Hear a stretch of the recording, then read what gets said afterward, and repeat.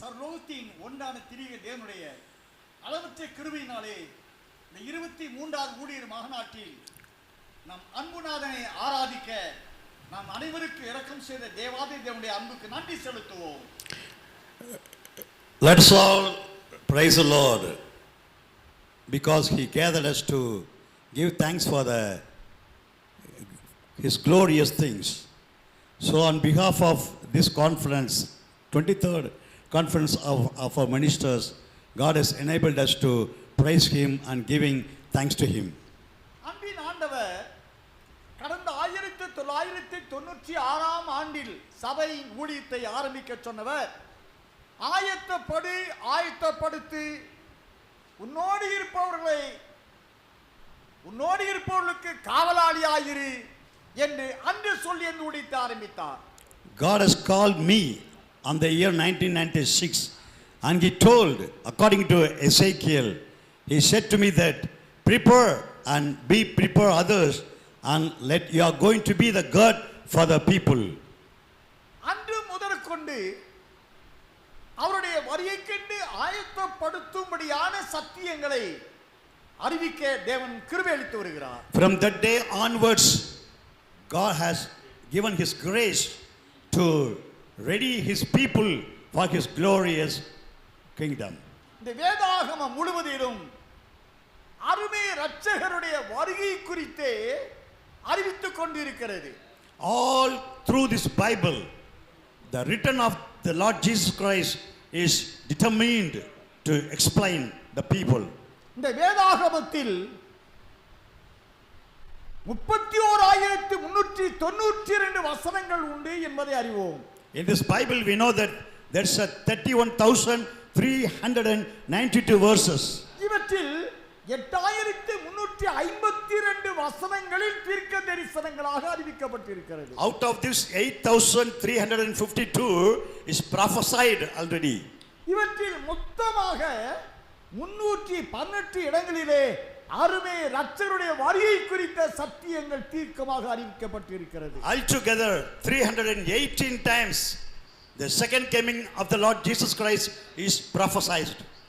மொத்தமாக வேதாகம் முழுவதிலும் 1857 தீர்க்க தரிசனங்கள் வருகை சார்ந்ததாக இருந்தாலும் கூட இறுதி நாட்களில் நிறைவேறக்கூடிய சத்தியமாய் வருகிறேன், இதோ சீக்கிரமாய் வருகிறேன் என்று சொன்ன வாக்குத்தத்தங்களின் தீர்க்க தரிசனம் 318 என்பதை நாம் அறிந்ததாயிருக்கிறோம். Though there is 1852 prophecies about the God's kingdom and His return to the world, but out of that 318 only about the confirmation of the Lord's return to the earth. பழைய ஏற்பாட்டில் உள்ள 46 தீர்க்கதரிசிகளில் 36 தீர்க்கதரிசிகள் அருமை இரட்சகருடைய வருகை குறித்தும், அதாவது ரகசிய வருகை குறித்தும், நியாயத்தீர்ப்பை கொடுக்கும்படியாக வர இருக்கின்ற பகிரங்க வருகை குறித்தும் 36 தீர்க்கதரிசிகள் அறிவித்திருக்கிறார்கள். Out of 46 Old Testament prophecies, there is only 36 prophets are foretold about the coming of our Lord Jesus Christ. அவர்களில் 10 தீர்க்கதரிசிகள் குறிப்பாக மேசியாவை குறித்து அறிவித்திருக்கிறார்கள். Rest of the 10 prophets they proclaimed about our Messiah. ஆக 10 தீர்க்கதரிசிகள் மேசியா என்பவர் வருவார் என்பதை பழைய ஏற்பாட்டை அறிவித்ததை மக்கள் எதிர்பார்த்து காத்து கொண்டிருந்தார்கள். So the prophets 10 what they told, people are expecting this to be fulfilled by His grace. மேசியாவை எதிர்பார்த்தவர்கள் இஸ்ரவேலர்களாக இருந்தார்கள். அவர்கள் குறிப்பாக யூதர்களாக இருந்தார்கள். Only the Israelites expecting the Messiah, especially they are in the tribe of Judah. அவர்கள் தேவனுடைய கற்பனைகளை மீறினபடியினால் அவர்கள் உலகம் முழுவதும் துரத்தப்பட்டார்கள் என்பதை நாம் அறிந்தவராயிருக்கிறோம். when thy transgress the commandment of the Lord, God made them to scatter all through the world. யூதன் என்றால் யூதர் என்றால் அதன் பொருள் கர்த்தருக்கு பிரியமானவன் என்று பொருளாய் இருக்கிறது. The meaning of Jew is God's beloved one. அவர்களுக்கு யாக்கோப்பு தேவனோடு மனிதனோடு போராடி ஜெயம் பெற்றபடினாலே அவர்களுக்கு இஸ்ரவேல் என்று பெயர் சூட்டினபடினால், இஸ்ரவேல் என்றால் மகாரூபவதியானவர் அல்லது தேவனுடைய சாயலை தரித்துக் கொண்டவன் என்று பொருளாய் இருக்கிறது. As we all know that Jacob fight between God and men. That's why God changed his name as Israel. Israel means to have God's glory in him. தேவனுடைய சாயலை அணிந்து கொண்டவன் என்பதினாலே யூதர்களுக்கு இஸ்ரவேல் என்ற மறுநாமம் சூட்டப்பட்டது என்பதை நாம் அறிகிறோம். He wear the image of God. That's why Jews are putting a new name called Israel. ஏனென்றால் அவர்கள் பாவம் செய்து துரத்தப்பட்டபடியினால் மறுபடியும் அவர்கள் மேல் அன்பின் ஆண்டவர் நேசம் கொண்டார், அன்பு கொண்டார் என்று சொல்லி ஓசியா தீர்க்கதரிசியின் புஸ்தகம் 3ஆம் அதிகாரம் 1ஆம் வசனத்தில் வாசிக்கிறோம். இவ்விதமாக வாசிக்கலாம். ஓசியா 3:1. The book of Hosea chapter 3 verse 1 says like this: God made them to send away from his presence, and they scattered through the world. That's why God have mercy upon them. This verse goes like this. Hosea chapter 3 verse 1. பின்பு கர்த்தர் என்னை நோக்கி, அந்நிய தேவர்களை மதித்து திராட்சரசமுள்ள பாத்திரங்களை விரும்புகிறவரான இஸ்ரவேல் புத்திரர் பேரில் கர்த்தர் வைத்திருக்கிற அன்புக்கு ஒப்பாக நீ இன்னும் போய் தன் நேசரால் நேசிக்கப்பட்டவளும் விபச்சாரியுமான ஒரு ஸ்திரியை நேசித்துக்கொள் என்று சொன்னார். இஸ்ரவேல் புத்திரர்கள் பாவிகளான பொழுதும் கூட தேவன் அவர்கள் மேல் வைத்த அன்புக்கு ஒப்பாக, When the sons of Israel made sin, above all God put love on them. That's why God's do like this. அவர்கள் மேல் வைத்த அன்புக்கு ஒப்பாக அல்லது அதை போன்ற நிலையில் ஒரு வேசியை நீ நேசித்துக்கொள் என்று சொல்லுகிறார் 3ஆம் வசனத்திலே. To compare the love of God, God made him to love a harlot like this. It can read in the verse 3. அவளை நோக்கி, நீ வேசித்தனம் பண்ணாமலும் ஒருவனையும் சேராமலும் அநேக நாள் எனக்காக காத்திரு, உனக்காக நானும் காத்திருப்பேன் என்றேன். ஆக இஸ்ரவேலர்கள் பாவம் செய்தபடியினாலும் கூட அவர்களை மீட்கும்படியாய் அன்பு செலுத்தினேன் என்று சொல்லுகிறார். அதற்கு இணையாக இன்னொரு வேசித்தனம் பண்ணின அல்லது பாவியான அல்லது புறஜாதியான ஒரு ஸ்திரியை நான் நேசிக்கிறேன் என்று அறிவிக்க ஓசியா கட்டளையிடுகிறார். Though the Israelites sin against God, God had a mercy upon the Israelite people. That's why God told his prophecy, Hosea, and tell him that you can have a harlot and you can love me with that love. 3ஆம் வசனத்தின்படி நீ எனக்காக காத்திரு, நான் உனக்காக காத்திருப்பேன் என்று இருவரும் உடன்படிக்கை செய்து கொண்ட நிலையை 3ஆம் வசனத்தில் வாசிக்கிறோம். According to the verse 3, God told to Israel, you wait for me, I will wait for you. This is our new covenant. இப்பொழுது இஸ்ரவேலர்கள் மேல் அன்பு செலுத்தினாலும் தனக்காக காத்திருக்க கட்டளை பெற்றவள் ஒரு வேசியான பாவம் செய்து தேவனுடைய பிள்ளை என்று சொல்வதற்கு தகுதி இழந்து போன ஒரு விபச்சார வாழ்க்கை வாழ்ந்த என்றால் புறஜாதியானவர்களில் மீட்கப்பட்ட அவர்களுக்காக காத்திருப்பதாக வாக்கு பண்ணுகிறார். Besides the love of God towards Israel, God wants the people to have him as a bridegroom and made him to do like this. இப்படி அருமை இரட்சகர் இஸ்ரவேலர்களை ரட்சிக்க மேசியாவாக வருவார் என்று 10 தீர்க்கதரிசிகளால் அறிவிக்கப்பட்ட போதும் கூட அவர்களை செவி கொடுக்க மறுத்து மேசியாவை வந்து உதவி ஏற்றுக்கொள்ள மறுத்து சிலரை கொண்டார்கள் என்பதை அறிவோம். To redeem the Israelite, God made himself as a Messiah, but the people refused to do. That's why God have pity on them. ஆகையினாலே அருமை இரட்சகர் புறஜாதியிலிருந்து மீட்கப்பட வேண்டிய ஒரு கூட்டத்தை தேவன் ஆயத்தப்படுத்த விரும்புகிறார். So God wants us to prepare heathen people from that Israel. யோவான் சுவிசேஷம் 10ஆம் அதிகாரம் 16வது வசனத்தில் நான் வாசித்திருக்கிறோம். இந்த தொழுவத்தில் அல்லாத வேறு ஆடுகள் எனக்கு உண்டு, அவைகளை நான் கொண்டு வர வேண்டும் என்று சொல்லுகிறார். According to John chapter 10 verse 16, I have some sheep. It's not for this flock. I want to gather them. Then there is a one shepherd, then there is a one flock. இந்த தொழுவத்தில் இந்த தொழுவம் அல்லாமல் வேறு மந்தையும் வேறு தொழுவம் எனக்கு இருக்கிறது என்று சொல்லுகிறார். God has a few more sheep. It's not belongs to this flock. வாசிக்கலாம். யோவான் 10:16 வாசிக்கலாம். இந்த தொழுவத்தில் உள்ளவைகள் அல்லாமல் வேறே ஆடுகளும் எனக்கு உண்டு, அவைகளையும் நான் கொண்டு வர வேண்டும். இந்த தொழுவம் இஸ்ரவேலர்கள் அவரை ஏற்க மறுத்தது நிமித்தமாய் அவர் புறஜாதியில் மீட்கப்பட்டவர்களுடைய ஐக்கியம் என்ற தொழுவம் என்ற ஒரு சபையை மந்தையை எழுப்ப அவர் விரும்பினபடியால் இந்த தொழுவம் தன்னுடைய தொழுவம் என்று அங்கு அறிவிக்கப்படுகிறது. Because of his people denied him, God told to the Israelites, you are belonging this flock, but I have few more sheep apart from this flock. ஆனபடியினாலே இந்த அவரால் நேசிக்கப்பட்ட புறஜாதி மீட்கப்பட்ட அந்த ஜனங்களில் இருந்து மீட்கப்பட்டவர்களை ஒரு தொழுவமாக ஒரு சபையாக அவர்களை எழுப்ப தேவன் சித்தம் கொண்டு வேறொரு தொழுவம் என்ற இஸ்ரவேலருக்கு ஜாதிகள் ரட்சிக்கப்பட்ட பின்பு அவர்களுக்கு மீட்பை தேவன் வைத்திருக்கிறார். That's why God made the Gentiles another flock. God wants us to mingle these two flocks and he wants to be the Messiah for them.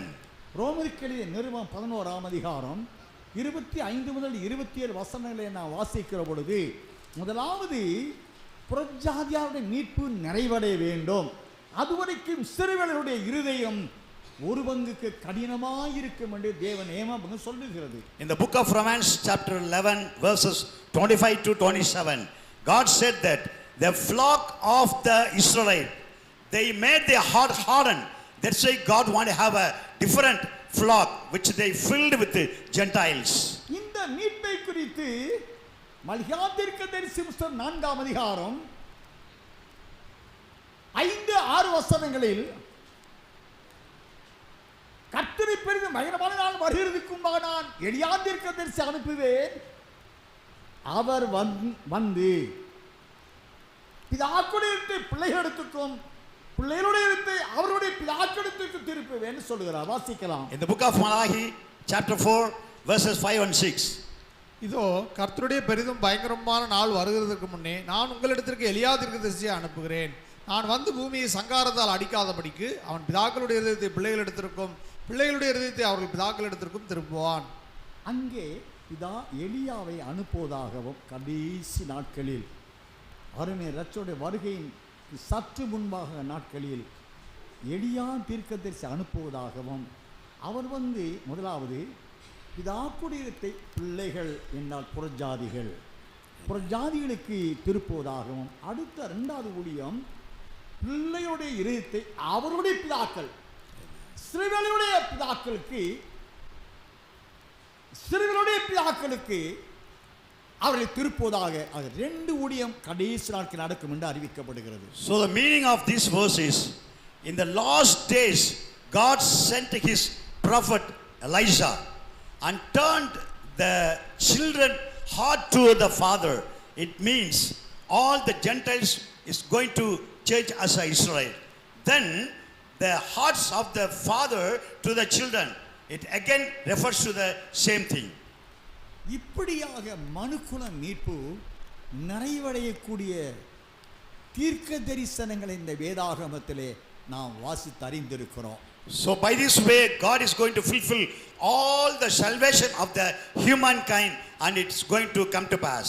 உலகத்திலே 2 ஜனம், ஒன்று அவருடைய சொந்த ஜனம் என்ற இஸ்ரவேலர்கள், மற்றொன்று புறஜாதிகளில் மீட்கப்பட்ட நீதிமான் ஐக்கியமான மனவாட்டியானவர்களே. In the world there are only 2 people, only 2 spiritual people. First one is the Israel, God's people. Second one is the saved Gentiles that also mingled into the church.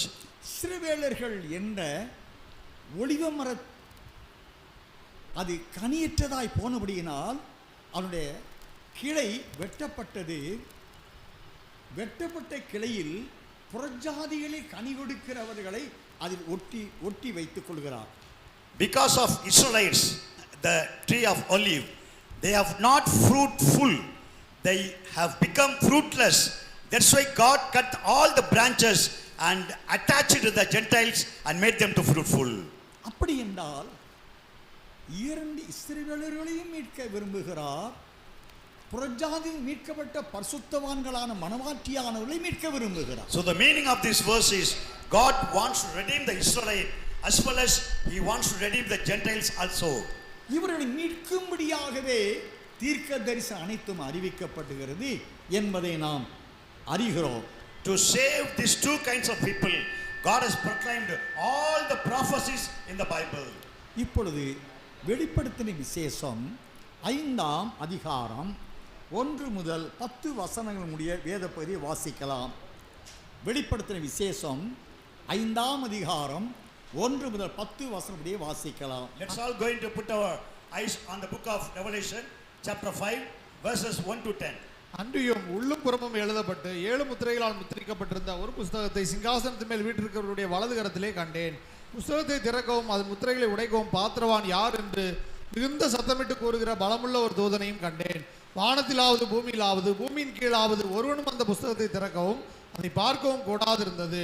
ஒருவனும் அந்த புஸ்தகத்தை திறந்து வாசிக்கவும் அதை பார்க்கவும் பாத்திரவானாக காணப்படாததினால் நான் மிகவும் அழுதேன். அப்பொழுது மூப்பரில் ஒருவன் என்னை நோக்கி, நீ அழ வேண்டாம், இதோ யூதா கோத்திரத்து சிங்கமும் தாவீதின் வேறுமானவர் புஸ்தகத்தை திறக்கவும் அதில் 7 முத்திரைகளையும் உடைக்கவும் ஜெயம் கொண்டிருக்கிறார் என்றான்.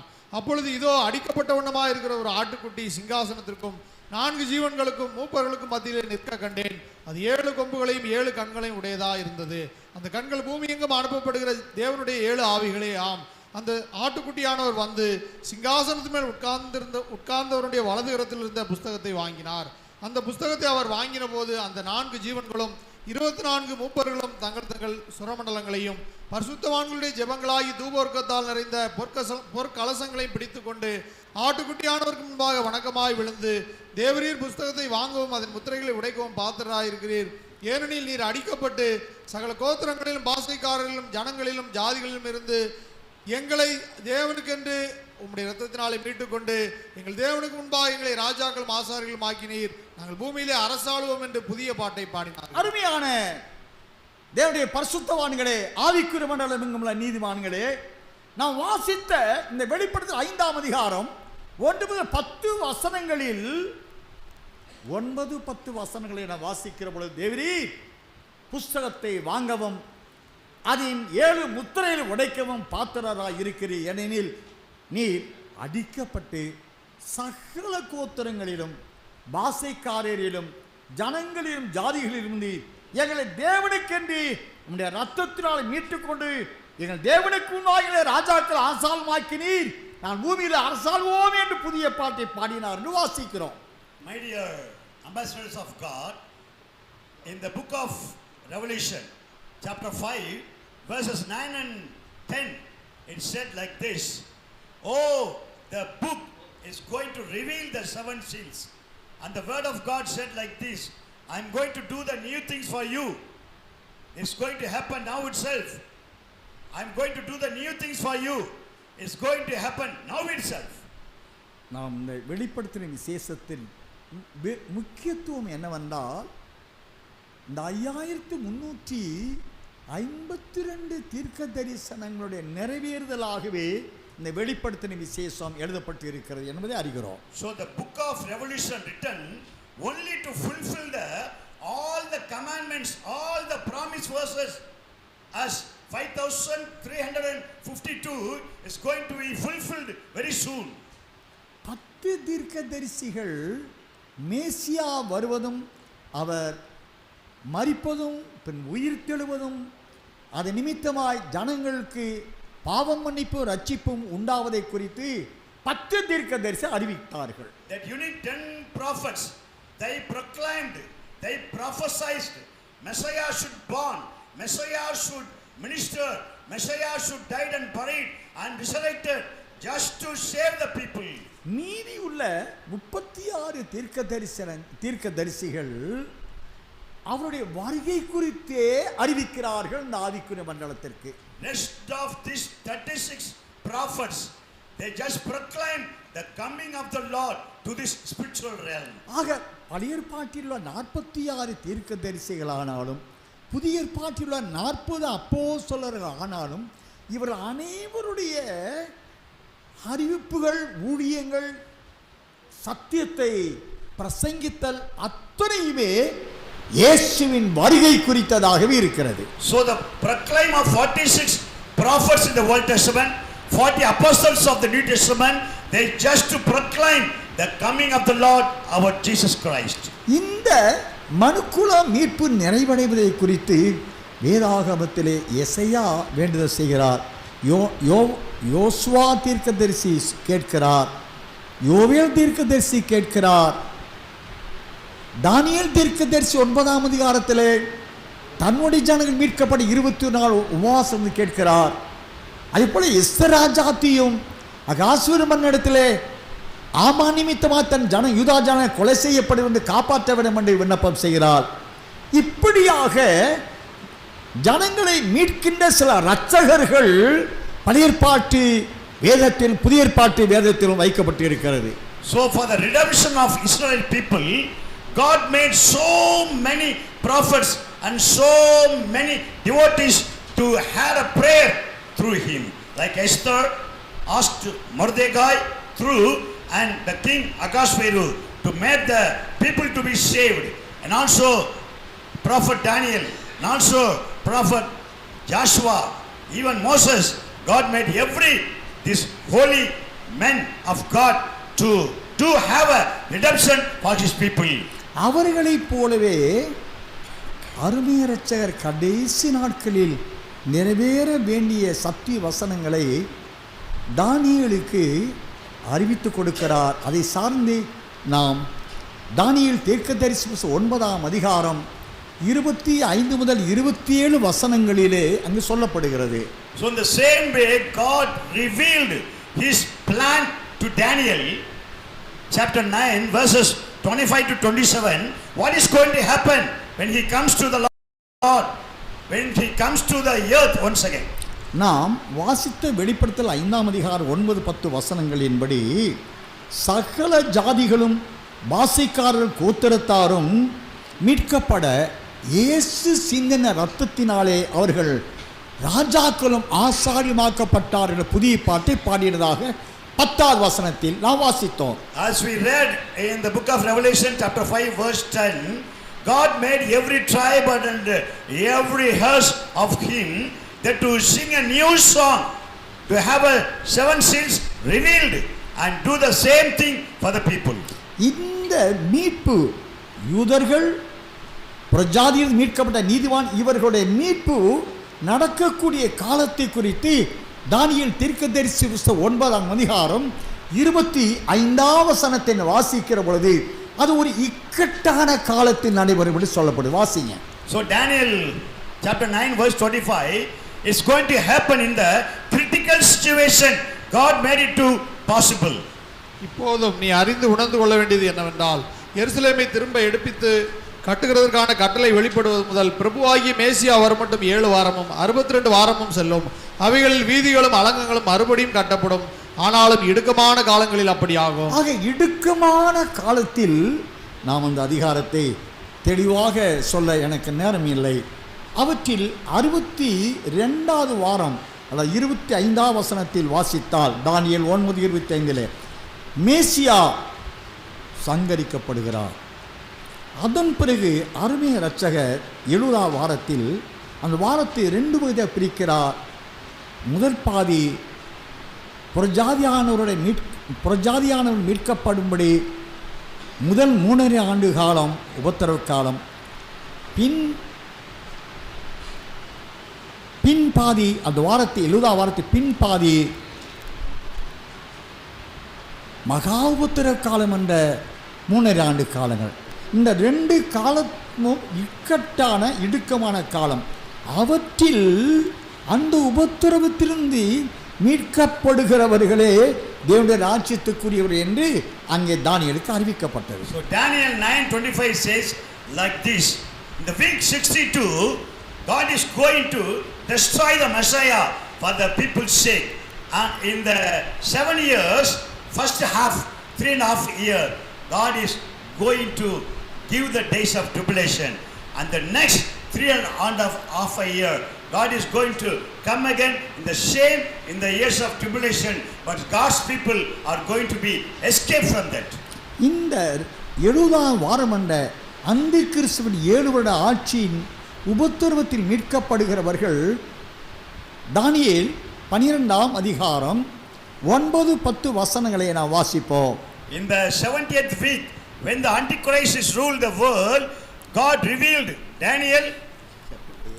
Chapter 12, 9 and 10.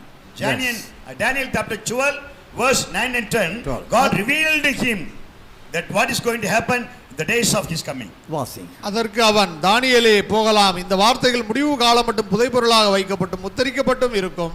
அநேகர் சுத்தமும் வெண்மையுமாக்கப்பட்டு புடமிடப்பட்டவர்களாய் விளங்குவார்கள். துன்மார்க்கரோ துன்மார்க்கமாய் நடப்பார்கள். துன்மார்க்கரில் ஒருவனும் உணரான், ஞானவான்களோ உணர்ந்து கொள்வார்கள். நான் 12ஆம் அதிகாரம் 10ஆம் வசனத்திலே அநேக சுத்தமும் வெண்மையாக்கப்பட்டு அந்த நிலையை அடைவதற்குரிய ஆவிக்குரிய பிரயாணமானது புடமுடப்பட்டவர்களாய் விளங்குவார்கள், உபத்திரப்பட்டவர்களாய் விளங்குவார்கள். அதன் மத்தியில் இருந்துதான் அநேகர் என்றால் இஸ்ரவேலர்கள் பின்முனை ஆண்டு காலத்தில் 1,44,000 பேர். In the book of Daniel, God wants us to make sanctify. He allow us to do in the path of tribulation, and then God wants that 1,44,000 people to prepare to meet him. தானியேல் 7ஆம் அதிகாரம் 18-22 வசனங்களை வாசிக்கலாம். 18ஆம் வசனம் 22ஆம் வசனம். Daniel chapter 7 verses 18 and 22. ஆனாலும் உன்னதமானவருடைய பரிசுத்தவான்கள் ராஜ்யத்தை பெற்று என்றென்றைக்கும் உள்ள சதாகாலங்களிலும் ராஜ்யத்தை சுதந்திரித்துக் கொள்வார்கள் என்றான். இந்த கொம்பு பரிசுத்தவான்களோட யுத்தம் பண்ணி அவர்களை மேற்கொண்டது என்று கண்டேன். ஆனபடியினாலே 70ஆம் வாரத்தில் மனுக்குலம் மீட்பு நிறைவடைகிறது என்றால் உபத்திரவத்தில் அவர்கள் நின்று நிலைத்து தங்களை பரிசுத்தவான்கள் சுத்தமும் வெண்மையாக்கப்பட்டவர்களாய், சுத்தம் என்றால் மகா பரிசுத்தம், வெண்மை என்றால் பூர்ணமான ரட்சிப்பு, இதை அணிந்து கொண்ட அந்த ரட்சிப்பை காத்து கொண்ட அவர்களே கர்த்தருடைய வரிகளே மனவாட்டியாய் சேர்த்துக் கொள்ளப்பட போகிறார்கள். Amen. Hallelujah. Say hallelujah. Hallelujah. So God wants us to sanctify through this, the 70th week. God, both the Gentiles and Israel, he prepared to meet him. That's why he put a glorious, holy of holy, like a white. அதைத்தான் இறுதியாக அது நடைபெறக்கூடிய சம்பவமே வெளிப்படுத்தின விசேஷம் முழுவதும் நாம் வாசிக்க முடிகிறது. So the final event, what is going to happen, we are reading in the book of Revelation all through the chapters. இந்த மீட்பு நிறைவடைவதற்கு தேவனால் ஏற்படுத்தப்பட்ட கடைசி தீர்க்க தரிசனம் இருளில் பிரகாசிக்கிற விடிவெளி நட்சத்திரத்தை போன்ற தீர்க்க தரிசனங்களை நீங்கள் அறிவது நலமாயிருக்கும் என்று 2 பேதுரு புஸ்தகம் 1ஆம் அதிகாரம் 19ஆம் வசனத்தில் வாசிக்கலாம். 2 பேதுரு Epistle of 2 Peter chapter 1 19 verse 19. It says like this, in the last prophecy in the Bible. The last prophecy in the Bible is அதிக உறுதியான தீர்க்க தரிசன வசனமும் நமக்கு உண்டு. பொழுது விடிந்து விடிவெளி உங்கள் இருதயங்களில் உதிக்கும் அளவும் இருளுள்ள ஸ்தலத்தில் பிரகாசிக்கிற விளக்கை போன்ற அவ்வசனத்தை கவனித்திருப்பது நலமாயிருக்கும். So in the time of darkness, God made the lighting star. He made the fluorescent star to the world. பொழுது விடிந்து என்றால் பொழுது பகல் வருவதற்கு முன்பாக இருள் இருக்கிறது.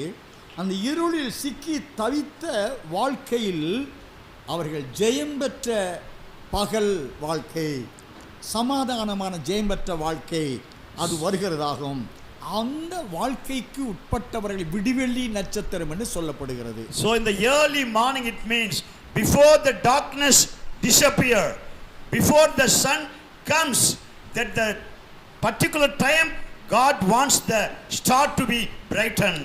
அப்படி இருளில் பாடுகளை சகித்து அந்தகார அதிபதிய சாத்தான் உபத்திரவம் மகா உத்தர காலத்தில் சகித்து அவனை ஜெயித்து அவர்கள் விடிவெளி நட்சத்திரம் போல அல்லது அருணோதயம் போன்றவர்களாய் நிற்கிறவர்கள் தான் ஜெயம் பெற்றவர்கள். Amen. When we tolerate all this darkness, tribulation, in midst of this tribulation, those who are going to be appear as a star, lightning star, God made us to be a sons of God.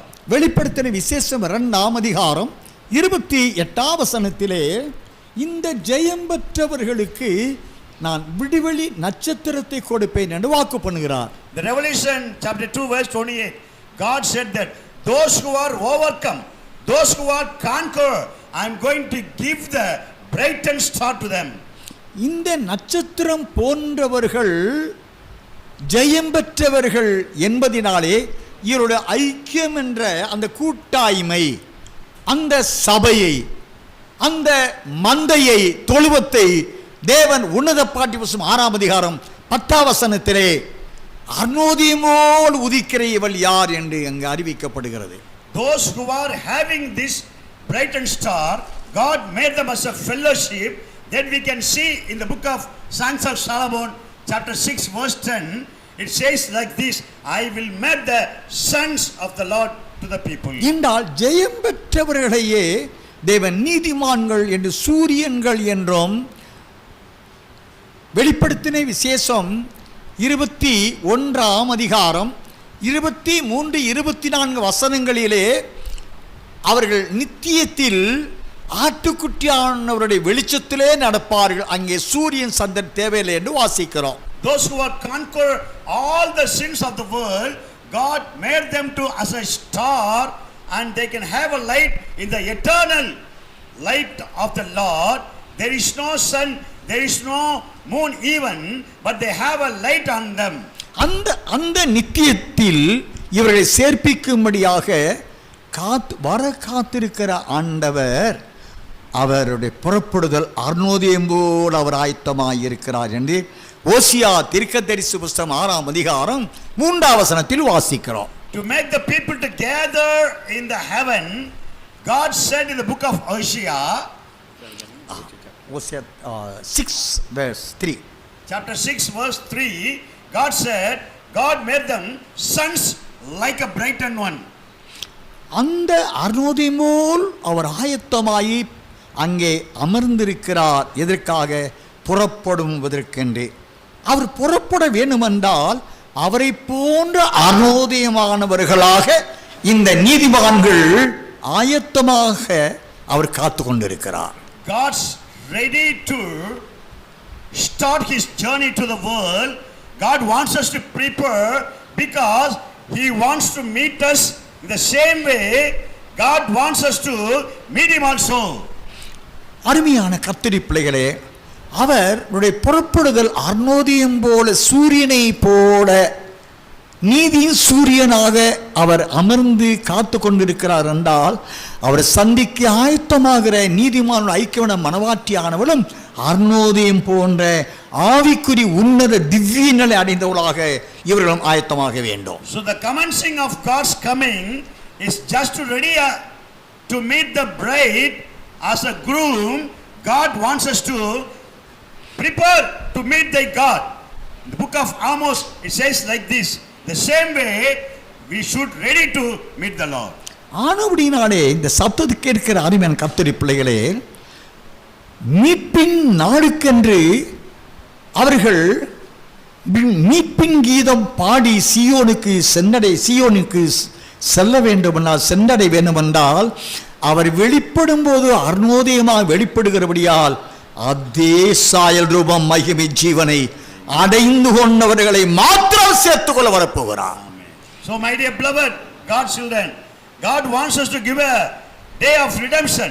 The same day God is want to give a song of redemption, and he wants us to be a sons to be brightened and meet him as a glorious day of the Lord. இந்த தேவ திட்டத்தை ஆவிக்குரிய மண்டலத்திலே நிறைவேற்றும்படியாகவே அந்த சித்தத்தை வெளிப்பட 5ஆம் அதிகாரம் 1, 2, 3 வசனங்களிலே அவருடைய வலது கரத்திலே உள்ளும் புறமும் அதை உள்ளேயும் வெளியேயும் எழுதப்பட்டு அதை 7 முத்திரைகளால் முத்திரித்து வேறு யாருக்கும் அது தெரியாதபடி அவரே அவருடைய இதயத்தில் மறைத்து வைத்துக் கொள்கிறார். So in the book of Revelation chapter 5 verses 1 and 2, God made this secret inner and outer.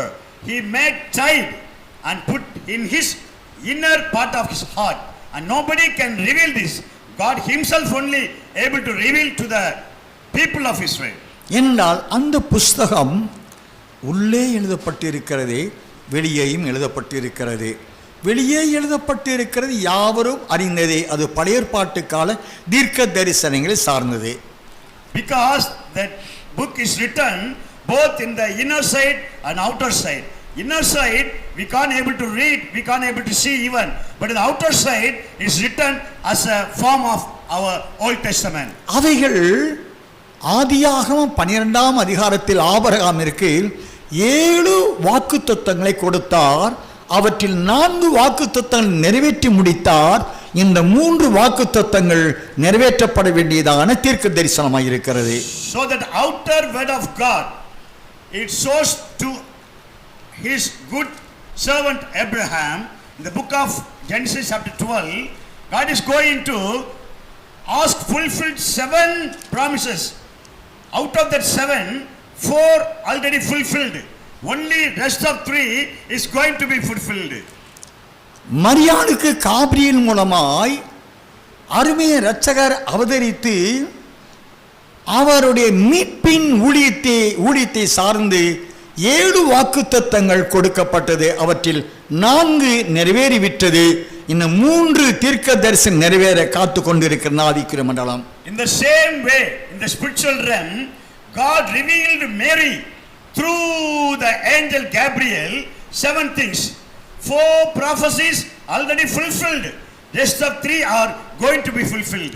இப்படி அந்த புஸ்தகத்தில் வெளியே எழுதப்பட்டிருக்கிற தீர்க்க தரிசனங்கள் யாவரும் அறிந்ததாக இருக்கிறது. So all the things written in the outer portion of the Bible is all fulfilled. As we all know that all the prophets are going to be fulfilled. ஆதியாகமம் 12ஆம் அதிகாரம் Genesis chapter 12 1-2 வசனங்களை வாசிக்கலாம். verses 1 and 2. கர்த்தர் ஆபிரகாமை நோக்கி, நீ உன் தேசத்தையும் உன் இனத்தையும் உன் தகப்பனுடைய வீட்டையும் புறப்பட்டு நான் உனக்கு காண்பிக்கும் தேசத்திற்கு போ. நான் உன்னை பெரிய ஜாதியாக்கி உன்னை ஆசீர்வதித்து உன் பேரை பெருமைப்படுத்துவேன். நீ ஆசீர்வாதமாய் இருப்பாய். உன்னை ஆசீர்வதிக்கிறவர்களை ஆசீர்வதிப்பேன், உன்னை சபிக்கிறவனை சபிப்பேன்.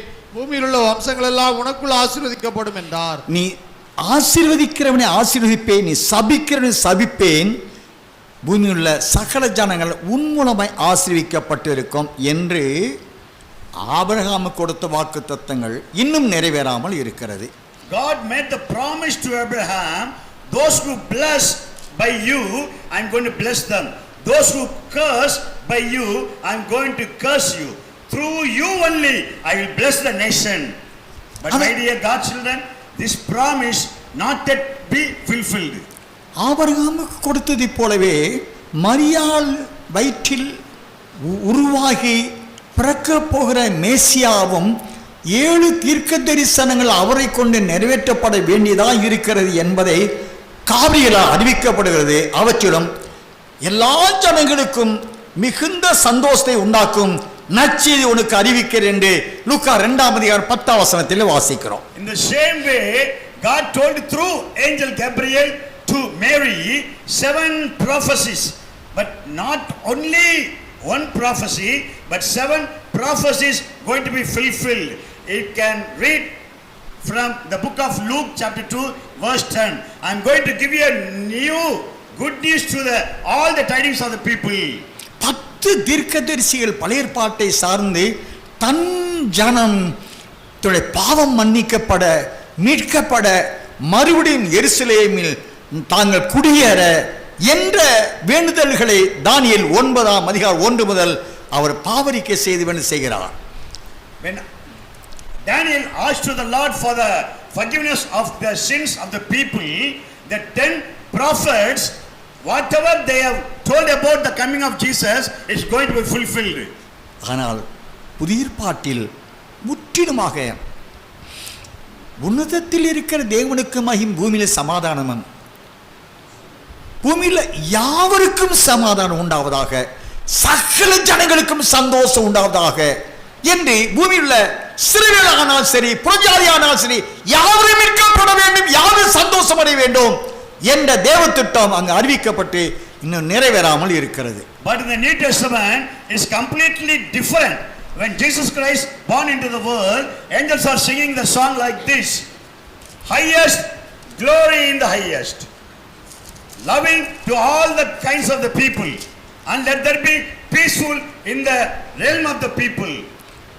1 தீமோத்தேயு 2ஆம் அதிகாரம் 3-4 வசனம் வாசிக்கிற பொழுது, நம்முடைய இரட்சகராகிய தேவனுக்கு முன்பாக அது நன்மை பிரியமாயிருக்கிறது, எது எல்லா மனுஷரும் ரட்சிக்கப்படவும் சத்தியத்தை அறிகிற அறிவை அடைவும் அவர் சித்தமுள்ளவராயிருக்கிறார் என்று 1 தீமோத்தேயு 2ஆம் அதிகாரம் 4ஆம் வசனம் வாசிக்கிறோம். So 1 Timothy chapter 2 verse 3 and 4 says like this: all the people should save. That is the main purpose of the Lord's coming. That is the main things that the Lord Jesus come to the world. All the people should know the truth and they should come to the light of the Lord. இந்த சித்தம் இறுதி நாட்களிலே அந்தி கிறிஸ்துவின் 7 வருட உபத்திரவ மகாபத்திர காலத்திலே நிறைவேறி முடிகிறதா இருக்கிறது தேவனுடைய தீர்க்க தரிசனத்தின்படி. So these things are going to be fulfilled in the days of Antichrist, that 7 tribulation years.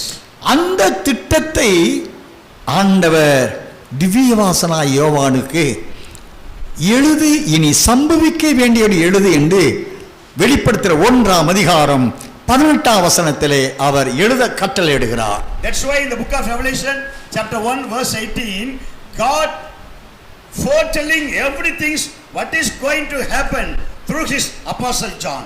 அவர் எழுதச் சொன்னது, நீ உனக்கு முன்பாக இருக்கிறவைகளையும் நீ காண்கிறவைகளையும் இனி சம்பவிக்க வேண்டிய எழுது என்று சொல்லுகிறார். 18ஆம் வசனத்தை வாசியும் தயவு செய்து. நீ கண்டவைகளையும் இருக்கிறவைகளையும் இவைகளுக்கு பின்பு சம்பவிப்பவைகளையும் எழுது.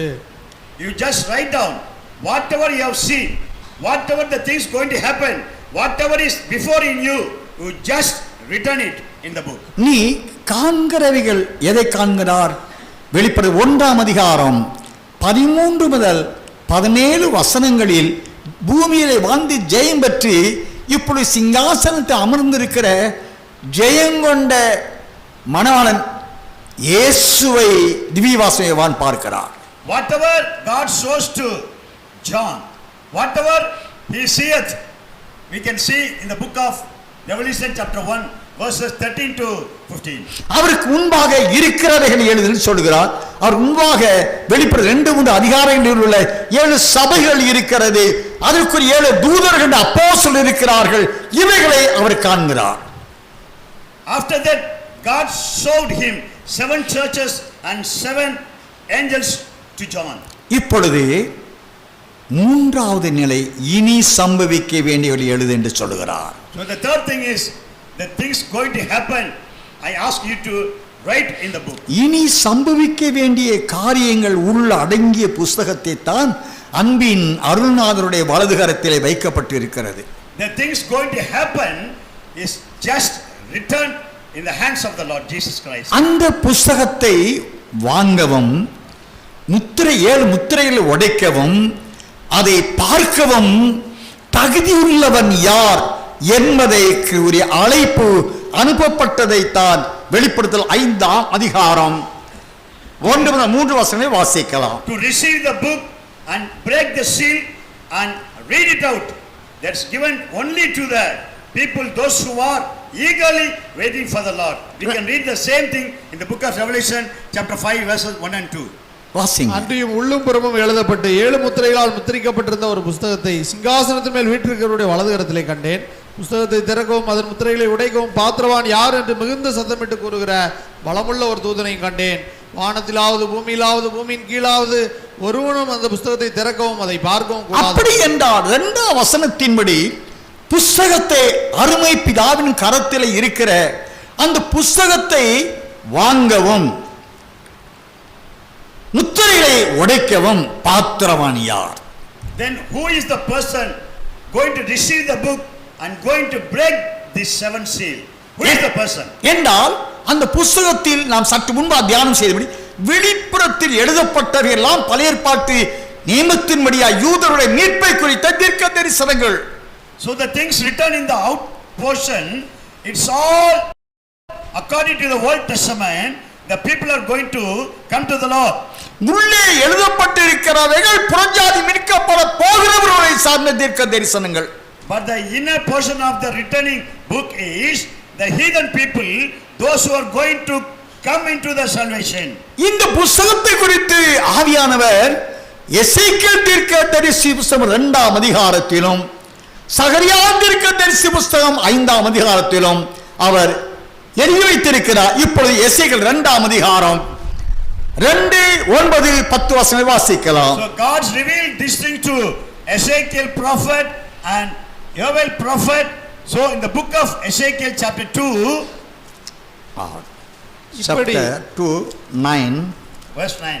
இப்படி அவர் என்னோடே பேசும்போது ஆவி எனக்குள் வந்து என்னை காலூன்றி நிற்கும்படி செய்தது. அப்பொழுது அவர் என்னுடனே பேசுகிறதை கேட்டேன். அப்பொழுது இதோ என்னிடத்திற்கு நீட்டப்பட்ட ஒரு கையை கண்டேன். அந்த கையிலே ஒரு புஸ்தக சுருள் இருந்தது. அவர் அதை எனக்கு முன்பாக விரித்தார். அதில் உள்ளும் புறமும் எழுதப்பட்டிருந்தது. அதிலே புலம்பல்களும் தவிப்பும் ஐயோ என்பதும் எழுதியிருந்தது. இதோ என்னிடத்திற்கு நீட்டப்பட்ட ஒரு கையை கண்டேன். அந்த கையிலே ஒரு புஸ்தக சுருள் இருந்தது. அவர் அதை எனக்கு முன்பாக விரித்தார். உள்ளும் புறம்பும் எழுதப்பட்டிருந்த அதிலே புலம்பல்களும் தவிப்பும் ஐயோ என்பதும் எழுதியிருந்தது வாசிக்கிறோம். I have seen the stretched hand. Then I looked the book. It's written inner and the outer portion. When I see the book, the people tribulation and people anxiety are there. வெளிப்படுத்தின விசேஷம் 6ஆம் அதிகாரத்தில் இருந்து அருமை இரட்சகர் ஒரு முத்திரையாக உடைத்து அதன் சம்பவங்கள் புறஜாதியோட மீட்பு பின்பு இஸ்ரவேலருடைய மீட்பு இவைகளை குறித்த தீர்க்க தரிசனங்கள் அங்கு ஒன்றாக சேர்த்து எழுதப்பட்டு இருக்கிறதை ஒரே ஒரு வழி மூலமாய் இவர் மீட்கப்பட வேண்டும். புலம்பல் தவிப்பு ஐயோ. இந்த மீட்பின் ஊழியம் புலம்பல்கள் நிறைந்தது. எரேமியாவின் புலம்பல்களை சார்ந்ததாக இருக்கிறது. So in the book of Revelation from chapter 6 onwards, God is revealing the 7 seals one by one. We can see the tribulation, we can see the lamentation, we can see the crying of the people. That's why we read it in the book of Jeremiah's lamentation. தவிப்புகள் நிறைந்த ஊழியத்தின் பாதை புறஜாதிகள் சிறுவர்கள் 70ஆம் வாரத்து அந்திகிறிஸ்து காலத்திலே இந்த மனுக்குல மீட்பு நிறைவேற போகிறது. இவர்கள் மீட்கப்பட போகிற அந்த மீட்பின் ஊழியத்தின் பாதை தவிப்பு நிறைந்தது. So the 70th week of Antichrist, in midst of this regime, God is going to hear the lamentation, God is going to hear the anxiety and crying of the people and give his salvation and show his glory to the people. புலம்பல்கள் அதன் நிறைவு. ஐயோ, இந்த ஊழியத்தை நான் எப்படி செய்து இந்த மனுக்குல மீட்கப்பட போகிறது என்ற தவிப்பு நிறைந்த ஒரு ஊழியத்தின் பாதையாக இருக்கப்படி தீர்க்கமாக அறிவிக்கப்படுகிறது. So the prophecy come here in the days which we are going to face is full of lamentation, it's full of crying, even though God is with us to overcome this thing. காருண்ய தெய்வம் கெத்செமனேயிலே பிதாவே இந்த பாத்திரம் என்னை விட்டு நீங்க கூடுமா நீங்கட்டும் என்று வேண்டிக் கொள்கிறார். God, if it is thy will, let this vessel be removed from me. It's a crying of the Lord Jesus Christ in the garden of Gethsemane. என் ஆத்துமா மரணத்துக்கு எதிரான துக்கம் கொண்டாடுகிறது சொல்கிறார். So I have a lamentation until the death. வேதத்திலே எபிரேயர்களே நிருபம் ஹalleluya Book of Hebrews, எபிரேயர்கள் நிருபம் 10ஆம் அதிகாரம் 9-10 வசனங்களை வாசிக்கலாம். Chapter 10 verses 9 and 10. தேவனே உம்முடைய சித்தத்தின்படி செய்ய இதோ வருகிறேன் என்று சொன்னார். இரண்டாவதை நிலைநிறுத்துவதற்கு முதலாவது நீக்கி போடுகிறார். இயேசு கிறிஸ்துவினுடைய சரீரம் ஒரே தரம் பலியிடப்பட்டதினாலே அந்த சித்தத்தின்படி நாம் பரிசுத்தமாக்கப்பட்டிருக்கிறோம். தேவனே உம்முடைய சித்தத்தின்படி செய்ய இதோ வருகிறேன் என்று சொன்னார் என்று வாசிக்கிறோம். Lord, it is not my will, Lord. According to your will, I am coming to fulfill these vessel-full things, O Lord. அந்த புஸ்தக சுருளில் என்னை குறித்து எழுதி இருப்பவைகளை இதோ நான் நிறைவேற்ற வருகிறேன் என்று சொல்லி 7ஆம் வசனத்தை வாசிக்கலாம். I just come to fulfill whatever the written things in the book scroll, Lord. We can read it in the verse 7. ஆண்டவரே, உமக்கு மனுக்குல மீட்புக்காக நீ சர்வாங்க தகனபடியோ பாவ நிவாரணபடியோ 9 விதமான படியோ எதுவும் உமக்கு வேண்டாம். Lord, I am ready to give the 9 sacrifices, whether it is the sinful sacrifices or the sacrifice of the glory, I am ready to do, Lord. இந்த மனுக்குலம் எல்லா நிலைகளிலும் இருந்து மீட்கப்பட இதோ நான் வருகிறேன் ஆண்டவரே. அது அந்த ஊழியத்தின் பாதை புலம்பலாக இருந்தாலும் சரி, தவிப்பாக இருந்தாலும் சரி, பிராணசேதமாக இருந்தாலும் சரி, ஆத்ம துக்கம் கொண்டாலும் சரி, எப்படியாவது மனுக்குள் மீட்கப்பட இதோ நான் வருகிறேன் என்று அருளாளர் அர்ப்பணித்துக் கொண்டார். So Lord Jesus Christ sacrificed himself just for the redemption of the people. With full agony, with a full tribulation, with a full lamentation, he accepted, and till his death he do all things whatever God planned him to do. அந்த மகிமை நாதனுடைய இரக்கங்களினாலே நான் வாசித்த வெளிப்படுத்தல் 5ஆம் அதிகாரம் 9-10 வசனங்களில் சகல ஜாதிகள் பாஷை கோத்திருந்தார் எல்லாரும் ஆண்டவரே நீர் அடிக்கப்பட்டவனமாய் இருந்து நீர் சிந்தின உம்முடைய இரத்தத்தினாலே எங்களை மீட்டுக் கொண்டீர், எல்லா ராஜாக்களாய் ஆசாரியர்களாய் மீட்டுக் கொண்டீர் என்று ஆர்ப்பரித்து பாதத்தில் முகம் புரிந்து வணங்கினார்கள், போற்றினார்கள். So by the mercy and grace of the Lord Jesus Christ, all the tribes, all the people, they just accepted Jesus Christ and they fully surrendered and they bow down and they exalt his name and they worship the Lord Jesus. Isaiah தீர்க்கதரிசி 53ஆம் அதிகாரம் 3-9-10 வசனங்களை வாசித்திருக்கிறோம், வாசிப்போம். In the book of Isaiah, chapter 53 verses 9, 3 and 10. வாசிங்க. அவர் Isaiah 53:3. அவர் அசட்டை பண்ணப்பட்டவரும் மனுஷரால் புறக்கணிக்கப்பட்டவரும் துக்கம் நிறைந்தவரும் பாடு அனுபவித்தவருமாய் இருந்தார். அவரை விட்டு நம்முடைய முகங்களை மறைத்துக் கொண்டோம். அவர் அசட்டை பண்ணப்பட்டிருந்தார், அவரை எண்ணாமற் போனோம். Verse 9 and 10. துன்மார்க்கரோடு அவருடைய பிரேத குழியை நியமித்தார்கள். ஆனாலும் அவர் மரித்தபோது ஐஸ்வர்யவானோடு இருந்தார். அவர் கொடுமை செய்யவில்லை, அவர் வாயில் வஞ்சனை இருந்ததும் இல்லை. கர்த்தரோ அவரை நொறுக்க சித்தமாகி அவரை பாடுகளுக்கு உட்படுத்தினார். அவருடைய ஆத்மா தன்னை குற்ற நிவாரண பலியாக ஒப்புக் கொடுக்கும் போது அவர் தமது சந்ததியை கண்டு நீடித்த நாளாயிருப்பார். கர்த்தருக்கு சித்தமான பிதா அவரை நொறுக்க சித்தமானார். God the Father made him to crush down. இந்த நொறுக்குதலை சார்ந்து தாவீது சங்கீதம் 22ஆம் சங்கீதத்திலே நான் வாசிக்கிறோம், ஆண்டவரே என் எலும்புகள் எல்லாம் கட்டிவிட்டது, என் குடல்கள் எல்லாம் உருகி போயிற்று, என் நாவு மேல்வாயோட ஒட்டி கொண்டது என்று நொறுக்கப்பட்ட ஊழியத்தின் தன்மையை சங்கீதம் 22 வாசிப்போம் 1 முதல். In the same way, King David, he lamented like this, Lord, my bones are crushed, all the intestine of my body is suffered, Lord. That we can read in the book of Psalms 22. Can anybody is there to read? என் ஆத்மாவை பட்டயத்திற்கும் from verse 1. 22. என் தேவனே ஏன் என்னை கைவிட்டீர்? எனக்கு உதவி செய்யாமலும் நான் கதறி சொல்லும் வார்த்தைகளை கேளாமலும் ஏன் தூரமாக இருக்கிறீர்? என் தேவனே நான் பகலிலே கூப்பிடுகிறேன், உத்தரவு கொடீர், இரவிலே கூப்பிடுகிறேன், எனக்கு அமைதல் இல்லை. இஸ்ரவேலின் துதிகளுக்குள் வாசமாயிருக்கிற தேவரீரே பரிசுத்தார். எங்கள் பிதாக்கள் உம்மிடத்தில் நம்பிக்கை வைத்தார்கள், நம்பின அவர்களை நீர் விடுவித்தீர். உம்மை நோக்கி கூப்பிட்டு தப்பினார்கள், உம்மை நம்பி வெட்கப்பட்டு போகாதிருந்தார்கள். நானோ ஒரு புழு, மனுஷன் அல்ல. 11 முதல் வாசி தம்பி. என்னை விட்டு தூரமாகாதையும் ஆபத்து கிட்டியிருக்கிறது, சகாயரும் இல்லை. அநேகம் காளைகள் என்னை சூழ்ந்திருக்கிறது, பாசான் தேசத்து பலத்த எருதுகள் என்னை வளைந்து கொண்டது. பீறி கெச்சிக்கிற சிங்கத்தை போல் என்மேல் தங்கள் வாயை திறக்கிறார்கள். தண்ணீரை போல ஊற்றுண்டேன், என் எலும்புகள் எல்லாம் கட்டுவிட்டது. என் இருதயம் மெழுகு போலாகி என் குடல்களின் நடுவே உருகிற்று. என் பலன் ஓட்டை போல் காய்ந்தது. என் நாவு மேல்வாயோட ஒட்டி கொண்டது. என்னை மரணத்தூளிலே போடுகிறீர். நாய்கள் என்னை சூழ்ந்திருக்கிறது.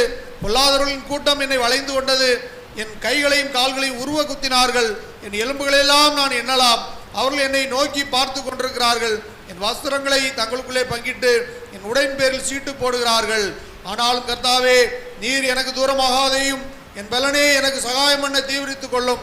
என் ஆத்மாவை பட்டயத்திற்கும் எனக்கு அருமையானதை நாய்களின் துஷ்டத்தனத்திற்கும் தப்புவியும். என்னை சிங்கத்தின் வாயிலிருந்து ரட்சியும். நான் காண்டாமிருகத்தின் கொம்புகளில் இருக்கும்போது எனக்கு செவி கொடுத்தருள். அருமையான கர்த்தருடைய பரிசுத்தவான்களே, ஆவிக்குரிய மண்டலம் நீதிமான்களே,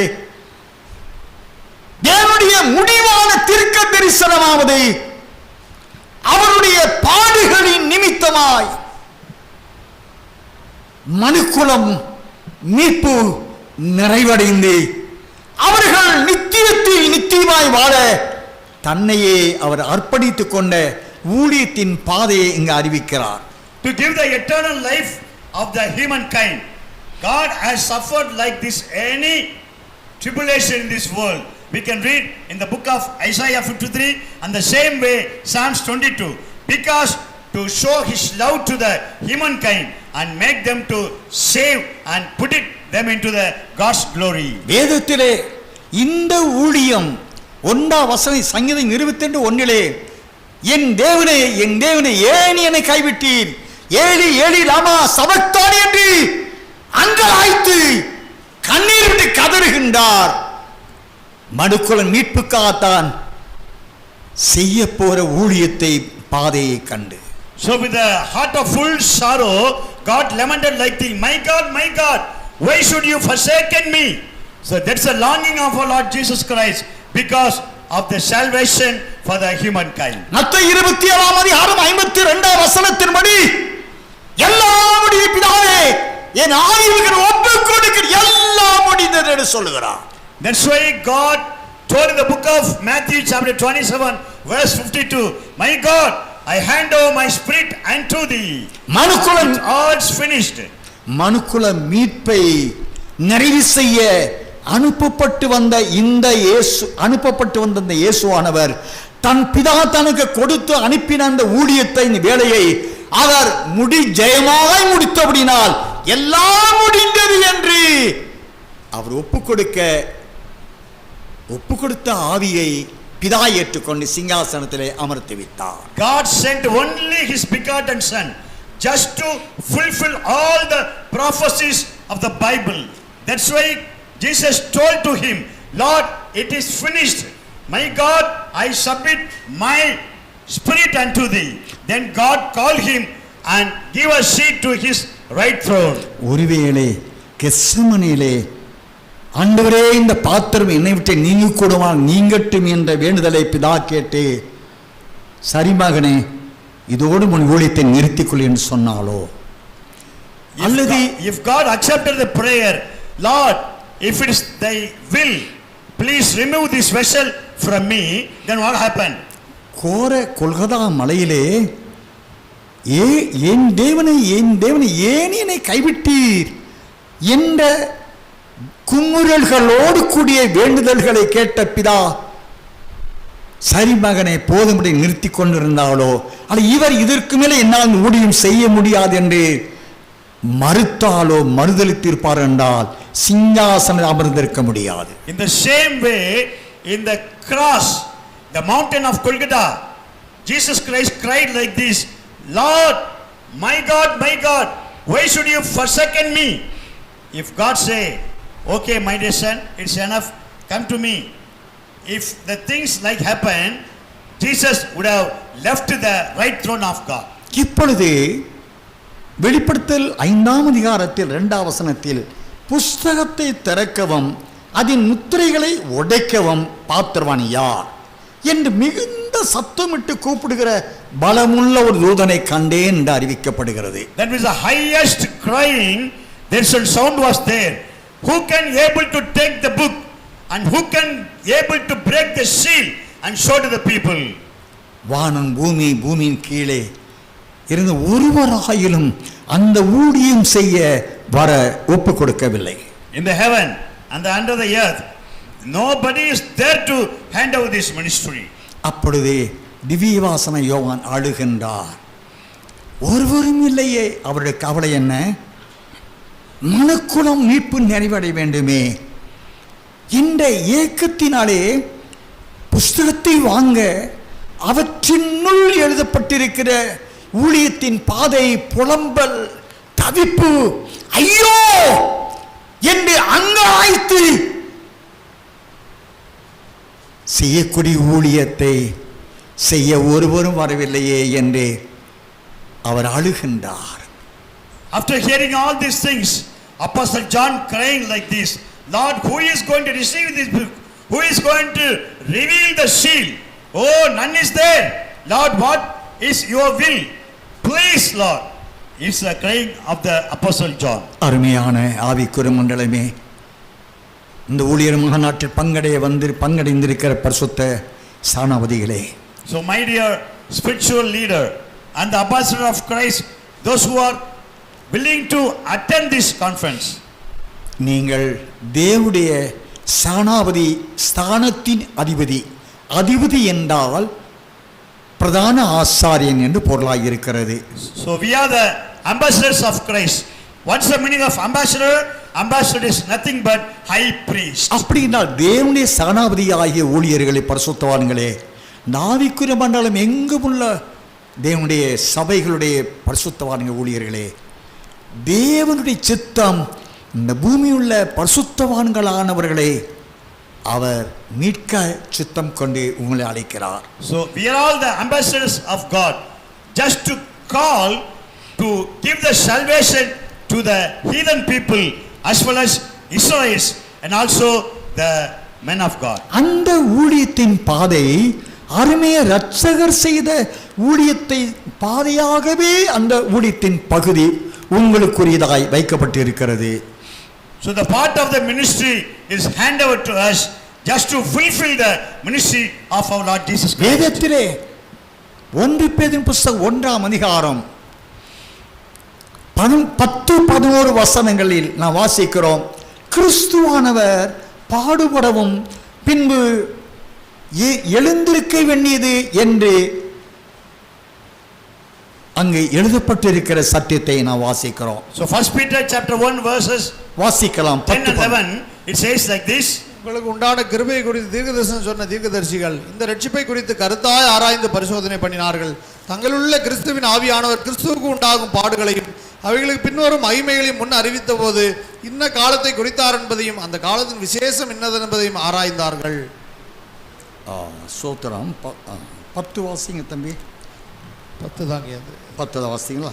சரி. 11, தங்களுடைய கிறிஸ்துவின் ஆவியானவர் கிறிஸ்துவுக்கு உண்டாகும் பாடுகளையும் அவைகளுக்கு பின்வரும் மகிமைகளையும் முன் அறிவித்த போது இன்ன காலத்தை குறித்தார் என்பதையும் அந்த காலத்தை விசேஷம் இன்னது என்பதை கருத்தாயாராய்ந்தார் என்று வாசிக்கிறோம். They have a research that the tribulation of Jesus Christ and the agony of Jesus Christ and the fulfillment of God's will. அந்த மனுக்குலம், பிரஜாதிகள், இஸ்ரவேலர்கள் இவர்களிருந்து மீட்கப்பட வேண்டிய அந்த ஊழியத்தின் காலம் எது? அந்த காலத்திற்குரிய சத்தியம் எது? சுவிசேஷம் எது? அந்த சுவிசேஷத்தின் மூலமாய் மீட்கப்பட்டவருடைய ஐக்கியம் என்ற ராஜ்யம் என்ற சபை எது? அந்த சுவிசேஷத்தின் மூலமாய் அடைய வேண்டிய முடிவான ரட்சிப்பு எது என்பதை குறித்த தேவ தீர்க்க தரிசன கருத்தாய் தேவதூதர்களும் அதை உற்று பார்க்க ஆசையாயிருந்தார்கள் அந்த ஊழியத்தை வாசிக்கிறோம். So that what the age of the redemption of the Israelites and the redemption of heathen people, that we can see the end time ministry of the Lord Jesus Christ. That's the main purpose to call as an ambassador to preach his word to the heathen people. பரிசுத்த ஆவியினாலே உங்களுக்கு சுவிசேஷ பிரசங்கித்தவர்களை கொண்டு இவைகள் இப்பொழுது உங்களுக்கு அறிவிக்கப்பட்டு வருகிறது. இவைகளை உற்று பார்க்க தேவதூதர்கள் ஆசையாக இருந்தார்கள் என்று 12ஆம் வசனத்தில் வாசிக்கிறோம். So the angel of God very like to hear the things what is going to happen through us. It's a very eager for the angel. We can read in the verse 12. அப்படி என்றால் 5ஆம் வசனத்தை வாசிக்க ஒன்று 1 Peter chapter 1 verse 5. 5 and 6. 5 and 6. கடைசி காலத்திலே வெளிப்பட ஆயத்தமாக்கப்பட்டிருக்கிற ரட்சிப்புக்கு ஏதுவாக விசுவாசத்தை கொண்டு தேவனுடைய பலத்தினாலே காக்கப்பட்டிருக்கிற உங்களுக்கு அந்த சுதந்திரம் பரலோகத்தில் வைக்கப்பட்டிருக்கிறது. இதிலே நீங்கள் மிகவும் சந்தோஷப்படுகிறீர்கள். என்றாலும் துன்பப்பட வேண்டியது அவசியமானதால் இப்பொழுது கொஞ்ச காலம் பலவிதமான சோதனைகளினாலே துக்கப்படுகிறீர்கள். அருமையான ஆவிக்குரிய மண்டலத்தில் உள்ள பரிசுத்தவான்களே, கடைசி காலத்தில் தேவன் ஒரு ரட்சிப்பை வைத்து அந்த ரட்சிப்பை முடிவான ரட்சிப்பு என்றும் அந்த ரட்சிப்பை அடைந்து கொள்ள வேண்டியவர்கள் கிறிஸ்துவை போல பாடுபடவும் பின்பு மகிமையில் பிரவேசிக்க வேண்டியதாக இருக்கிறது என்ற ஊழியத்தை செய்து அந்த ஊழியத்தின் உபதேசத்தின் சுவிசேஷத்தின் மூலமாக ஆத்தும ரட்சிப்பை அடைந்து அவர்களை மணவாளன் சேர்த்துக்கொள்ள வருகையில் அவர்கள் சேர்ந்து கொள்வார்கள் என்று அறிவிக்கப்படுகிறது. So the end time salvation is going to preach by the same way of the Lord Jesus Christ, in the same tribulation, in the same suffering. If we face the same thing, God is ready to accept as his bride and give a heavenly life for us. அருமையான கர்த்தருடைய பரிசுத்தவான்களே, இந்த ஊழியத்தின் பாதை அருமையற்ற சொல்கிறார், ஒருவன் எனக்கு ஊழியம் செய்ய விரும்பினால் அவன் தன்னைத்தான் வெறுத்து தன் சிலுவை எடுத்துக்கொண்டு என்னை பின்பற்றி வர வேண்டும். அவர் செய்த ஊழியத்தின் பாதை பாடுகள், துக்கம், துயரம், தப்புவிப்பார் இல்லாத நிலை, யார் என்னை காப்பாற்றக்கூடும் நிலை. அந்த ஊழியத்தின் பாதையிலே செல்கிறவர்களுக்கு அவர் ஜெயம் பெற்றவர்கள் ஏற்றுக்கொள்ளப்பட போகிறார்கள் என்று வேதம் சொல்லுகிறது. So in the same way God told in one of his gospel, if anyone follow me, he just take his cross and follow me and accept all the sorrows, all the tribulation, and if you accept all the sorrow and tribulation, I am ready to give here right throne of my God in the heaven. அப்பொழுது மூப்பர்களை இப்பொழுது வெளிப்படுத்த 5ஆம் அதிகாரம் செல்லுவோம். அப்பொழுது மூப்பர்களில் ஒருவன் திவ்யவாசனா யோவானை பார்த்து, நீ ஏன் அழுகிறாய்? 5ஆம் வசனத்தை வாசிக்கலாம். Then one of the elders asked to the John, why are you crying? We can read in the verse 5. அப்பொழுது மூப்பரில் ஒருவன் என்னை நோக்கி, நீ அழ வேண்டாம், இதோ யூதா கோத்திரத்து சிங்கமும் தாவீதின் வேறுமானவர் புஸ்தகத்தை திறக்கவும் அதன் முத்திரைகளை உடைக்கவும் ஜெயம் கொண்டிருக்கிறார் என்றான். மூப்பரில் ஒருவன், நீ ஏன் அழுகிறாய்? நீ அழ வேண்டாம், இதோ யூதா கோத்திரத்தின் சிங்கமும் தாவீதின் வேறுமானவர் புஸ்தகத்தை திறக்கவும் அதன் 7 முத்திரைகளை உடைக்கவும் ஜெயம் கொண்டிருக்கிறார் என்று வேதம் சொல்லுகிறது. Then one of the elders just told to Apostle John, please don't cry. God made the king of Judah and the root of David, that is our Lord Jesus Christ. He can able to open the book and he can reveal the secret and he can break the 7 seals and show the truth to the church. யூதா கோத்திரத்தின் சிங்கமும் தாவீதின் வேறுமானவர் ஜெயம் பெற்றிருக்கிறார் என்று அறிவிக்கப்படுது என்றால், யூதா என்றால் என்ன அர்த்தம்? துதியினால் நிறைந்தவர்கள். What is the meaning of Judah? Judah means full of praise. The people have full of praises in their heart. That's why God made Jesus Christ as a conqueror and the tribe of Judah, line of Judah and the root of King David. யூதா கோத்திர சிங்கம் தேவனை துதிப்பதில் அவர் சிங்கத்துக்கு ஒத்த பலனும் தைரியமும் தேவனுக்குள் மறைந்து கொண்ட ஒரு பலத்தால் இடை கட்டப்பட்ட துதியின் சத்தத்தை உடையவர்கள் அந்த யூதர்கள். Lion of Judah means full of praise. That's why God referred to lion, the giant. So the people of Judah, all the Jews, they have just praises the Lord always. இரண்டாவது தாவீதின் வேறுமானவர் ஜெயம் பெற்றிருக்கிறார், நீ ஏன் அழுகிறாய் என்றான் அங்கே தூதன் மூப்பரில் ஒருவன் சொல்லுகிறான். Second one is God refers as a root of King David. Then why should you cry, John? Be cheerful.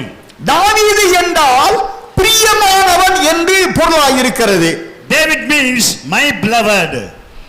தேவனுக்கு பிரியமானவனும் தேவனுக்கு சிங்கத்தை ஒத்த பலத்தோடு முழு இருதயத்தோடு ஆத்மாவோடு பலத்தோடு தன் பிதாவாய யெகோவாவை துதிக்கிற சிங்கத்துக்கொப்பான துதியின் ஆராதனை உடையவர் இந்த யூதர்கள். David is a root of King John. That's why God made Jesus Christ at the root of David. It revealed to John. That's why God, full of praises, the Jews are having the lionful strength. நாருமிய இரட்சகர் இயேசுவாய நம் ராஜா எப்பொழுதாயிலும் பிதாவை விட்டுவிட்டது உண்டா, துதிக்க மறந்து உண்டா, கெத்செமனேலி பிதாவே என்று அலறுகிறார். கொல்கதாமலின் கோர சிலுவையில் இருந்தும் என் பிதாவே ஏன் என்னை கைவிட்டீர் என்று கதறுகிறார். ஒரு வேளையிலும் நேசர் தன் பிதாவை மறக்கவில்லை, துதியோடு வேண்டு விண்ணப்போடு தரித்திருக்கிறார். Jesus Christ never forget his Father God. 1 second. In the time of cross and even in the time of Gethsemane prayer event, God said, my God, why should forsaken me? My God, if it's thy will, please remove this vessel. So each and every time God has a mindful of his Father God.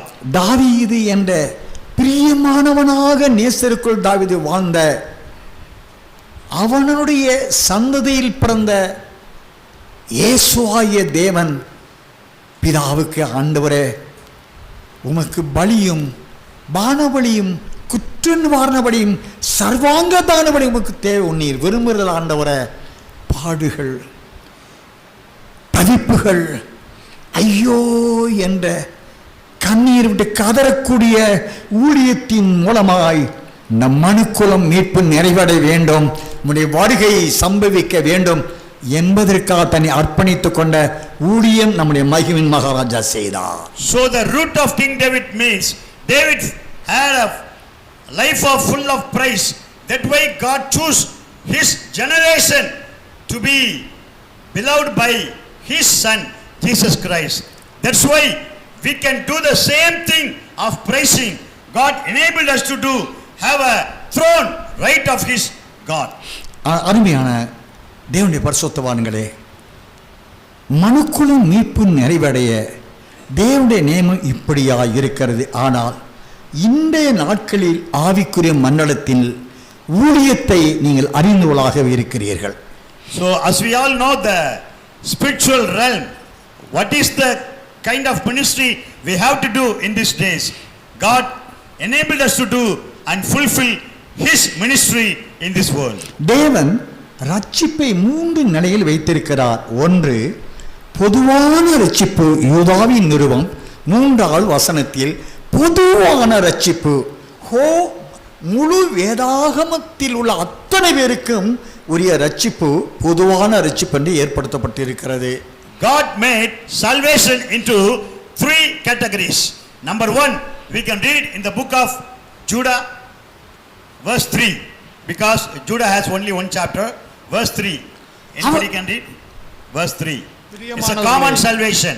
பொதுவான ரட்சிப்பை குறித்து உங்களுக்கு எழுதும்படி நான் மிகவும் கருத்துள்ளவனாக இருக்கையில் பரிசுத்தவான்களுக்கு ஒரு விசை ஒப்பு கொடுக்கப்பட்ட விசுவாசத்திற்காக நீங்கள் தைரியமாய் போராட வேண்டும் என்று உங்களுக்கு எழுதி உணர்த்துவது எனக்கு அவசியமாய் கண்டது.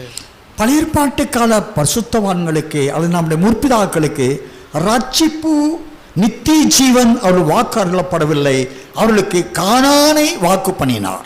So our forefather, our ancestor, they can't able to claim the eternal salvation, but they have a promised land Canaan, but they should not able to claim the eternal salvation. ஆனால் புதிய ஏற்பாட்டில் அது கிருபையின் காலத்திலே அப்போஸ்தலர் நடவடிக்கை 2ஆம் அதிகாரம் 47 வசனத்தின்படி ரட்சிப்பை குறித்து அங்கு ஒரு பிரத்யேகமாக ரட்சிக்கப்பட்டவர்களை கர்த்தர் அனைவரும் சபையை சேர்த்து வந்தார் என்று வாசிக்கிறோம். So besides in the book of Apostle chapter 2 verse 47, it says those who are saving God added into them in the church. அந்த ரட்சிப்பின் தன்மை ஜலத்தினாலும் ஆவியினாலும் மறுபடி பிறந்து சபையின் அங்கமாக ஆவியானவரை ஏற்றுக்கொள்ளப்படுவதற்கு ஏற்படுத்தப்பட்ட நியமமான ரட்சிப்பு. So that quality of salvation is reborn again with the fire, reborn again with the water baptism. That is the salvation. அந்த ரட்சிப்பை பற்றி சபையின் அங்கமானவர்களை பரிசுத்த ஆவியானவர் அந்த சபையில் வைத்து எபேசியர் 5:27 அவருக்கு முன்பாக மகிமுள்ள சபையாக அதை நிறுத்திக் கொள்ள தம்மை தாமே ஒப்பு கொடுத்தேன் என்று எபேசியர் 5:27 வாசித்திருக்கிறோம். Those who are member of that church, God made them to be a glorious church. We can read it in the book of Ephesians chapter 5 verse 27. அந்த முடிவான மகிமையடைந்த நிலையை நாம் 2 தெசலோனிக்கேயர் 2:14 இயேசு கிறிஸ்துவின் மகிமை அடைவதற்கென்றதான ரட்சிப்பது என்று அறிவிக்கப்படும். 2 தெசலோனிக்கேயர் 2:14 வாசிக்கலாம். So that glorious salvation we can read in the 2 Thessalonians chapter 2 verse நீங்கள் நம்முடைய கர்த்தராகிய இயேசு கிறிஸ்துவின் மகிமையை chapter 2 verse 14. நீங்கள் நம்முடைய கர்த்தராகிய இயேசு கிறிஸ்துவின் மகிமையை அடையும் பொருட்டாக எங்கள் சுவிசேஷத்தினாலே அந்த ரட்சிப்புக்கு அவர் உங்களை அழைத்தார். Amen. இயேசு கிறிஸ்துவின் மகிமை அடைவதற்கு என்ற ஒரு ரட்சிப்பை வைத்திருக்கிறார்.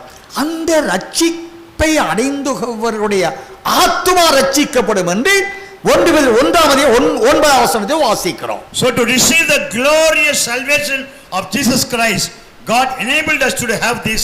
We can read it in the 1 பேதுரு 1:9.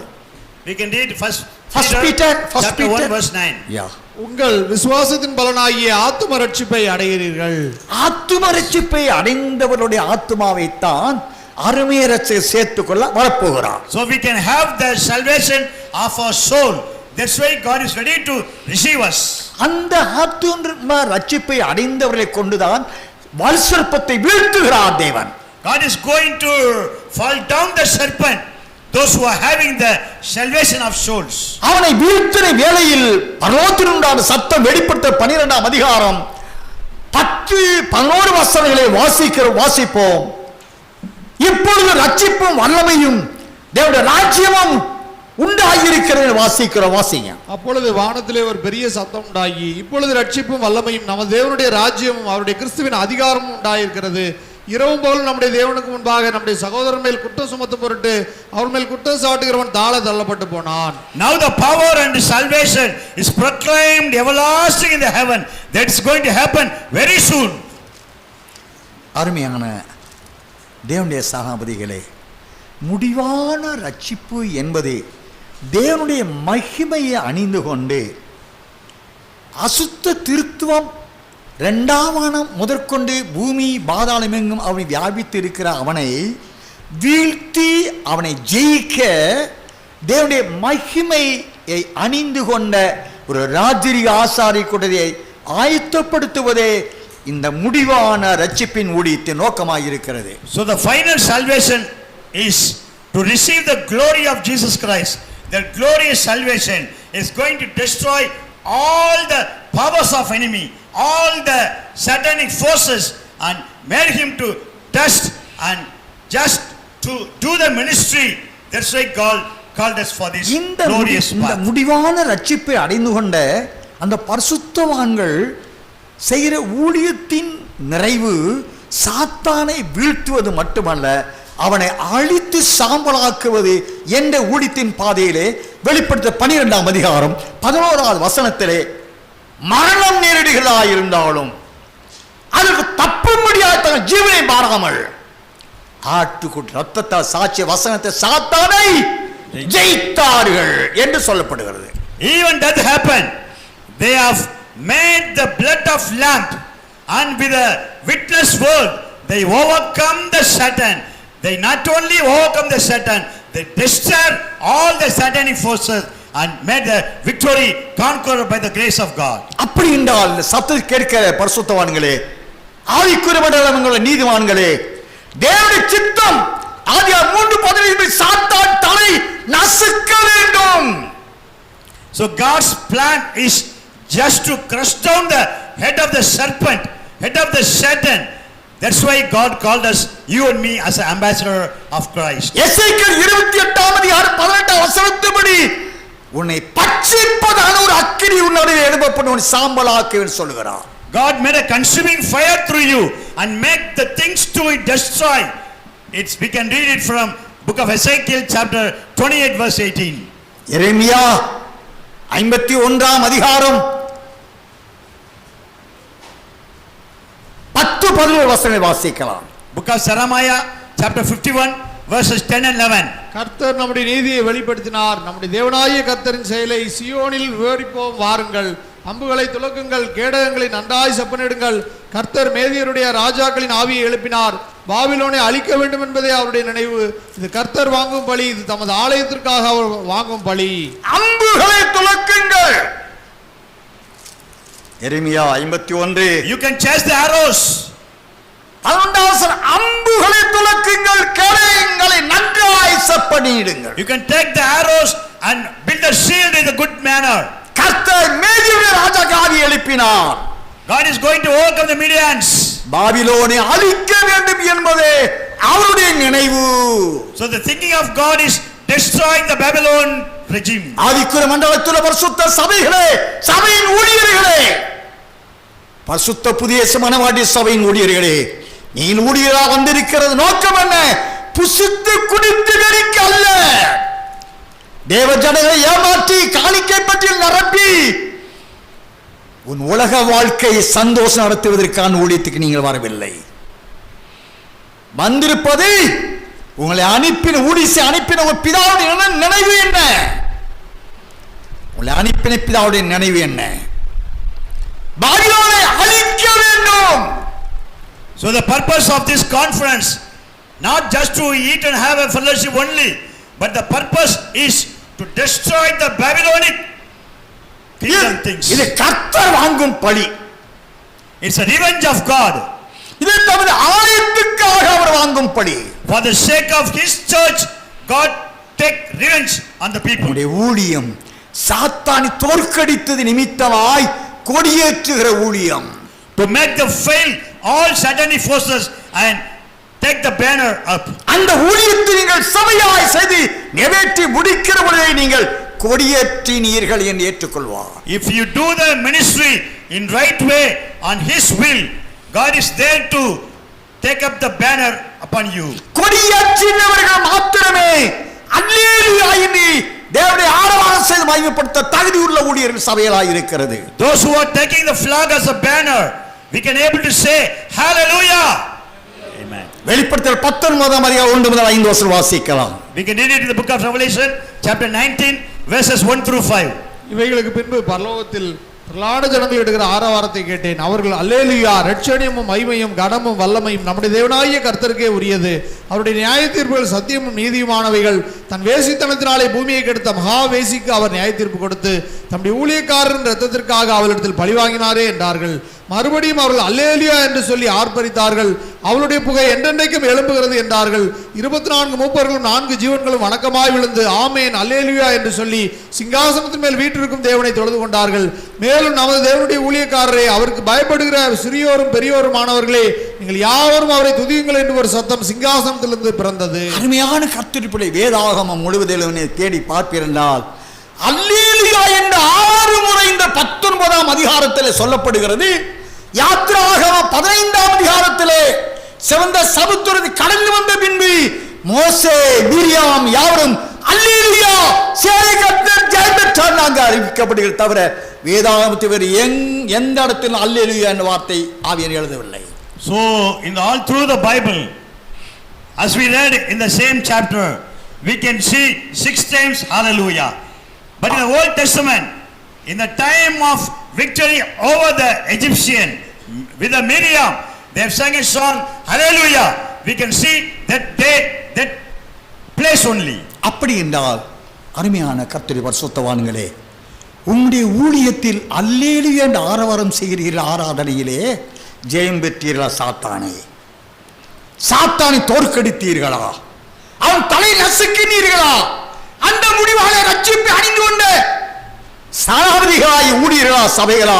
என்றால் அல்லேலூயா என்ற ஆராதனைகள் இல்லாவிட்டால், சாத்தான் கைக்கூலியாக இருந்தால் அல்லேலூயா என்ற வார்த்தை நாவில வரக்கூடாது. வந்தால் தேவன் தூசிக்கிறீர்கள் என்று பொருள். So my dear fellow servants of God, if you not use the word hallelujah, we are servants of Satan. Whenever you worship the Lord in your church, we must shout with a big hallelujah, and we scream like this, hallelujah, hallelujah. If we say this hallelujah, God is ready to have a pleasing on அப்படி us. என்றால் மூப்பரில் ஒருவன் சொல்லுகிறான், நீ ஏன் ஆடுகிறாய், அழ வேண்டாம்.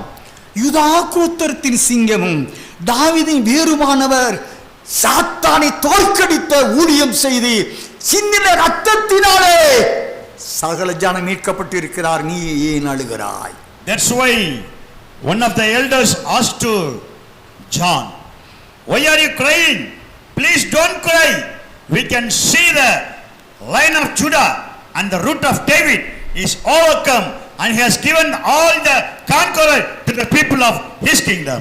அருமையான தேவனுடைய பரிசுத்தவான்களே, உன்னுடைய ஊழியம், நம்முடைய ஊழியம் ஆவிக்குரிய மண்டலம் எங்குமுள்ள இன்றைய நாட்களில் 5892 சபைகள் உண்டு என்று சொல்லப்பட்டாலும், எவர்கள் எந்த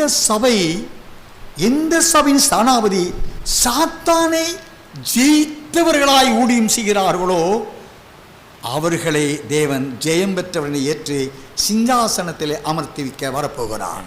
Though there is a 5892 more than churches are there in our places, if you and me are praising the Lord and take the banner of the Lord, if you say screaming hallelujah, God is there to lift up among these all so-called churches. தேவனுக்கு யூதா கோத்திர சிங்கமாக ஆவியோடு உண்மையோடு உள்ள மகிமையின் மணவாளனை கண்டு தரிசித்து ஆவிக்குள்ளான மனுஷனில் தேவனை துதித்து ஆராதித்தால் நீங்கள் பாக்கியவான்கள். You are very blessed because we are all worship the Lord with a whole heart, because we are all serving the living God, because we are revealing the truth to the church people. எந்த நிலையிலும் என் நிலையிலும் எவ்விடத்திலும் தாவீதை போல தேவனுக்கு பிரியமானவனாய், பிரியமான ஊழியர்களாய், பிரியமான ஊழியமாய் செய்கிறவர்கள் பாக்கியவான்கள். Those who are do the ministry of David in all places, in all critical times, that we are very pleasing in the sight of the Lord. அவர்களை அழைத்து அவர்கள் கரத்திலே இந்த புஸ்தகத்தை கொடுத்து முத்திரை உடை, சாத்தானை நொறுக்கு, அவன் கையை ஒடித்து அவன் கரத்தில் இருக்க ஆத்துமாவை விடுதலையாக்கி என் வரிக்கு ஆயத்தப்படி என்று அந்த புஸ்தகத்தை உங்களிடத்தை கொடுத்து அந்த ஊழியம் செய்ய அழைப்பார். The same way God is going to hand over this book unto you because you are called, and he told that you can reveal the seal, you can break the seal and take the heathen people from the hand of Satan and put it in the flock, and the thing is going to happen, one flock and one shepherd. சமயம் கடந்து விட்டது என்றால் ஒரே ஒரு சம்பவத்தை, கர்த்தர் சொன்ன சம்பவத்தை நான் சாட்சியாக சொல்லி இந்த செய்தியை நிறைவுபடுத்த விரும்புகிறேன். So it is getting late. I'm going to share only one thing which God inspired in my heart, then we finish the sermon section. நான் கடந்த சுமார் 2 மாத காலத்திற்கு முன்பாக ஊழியத்தின் பாதையின் கடினத்தை எண்ணி கண்ணீர் விட்டு கதறி, வாருமனாலா இந்த ஊழியம் செய்ய நான் இயலவில்லையே என்று அதிகாலை சுமார் 3:15 மணிக்கு நான் ஜெபிக்க ஆரம்பித்தேன். Before 2 months I had a hard time in the ministry. That's why God inspired me to had his prayer time in the early morning 3:30. அந்த வேளையிலே வல்சற்பமாய் சாத்தான் வந்து நின்றான். நின்று அவன், நீ ஏன் அழுகிறாய், உன்னால் என்ன செய்ய முடியும்? In that time the serpent stood before me and he asked, why are you crying? What you can do?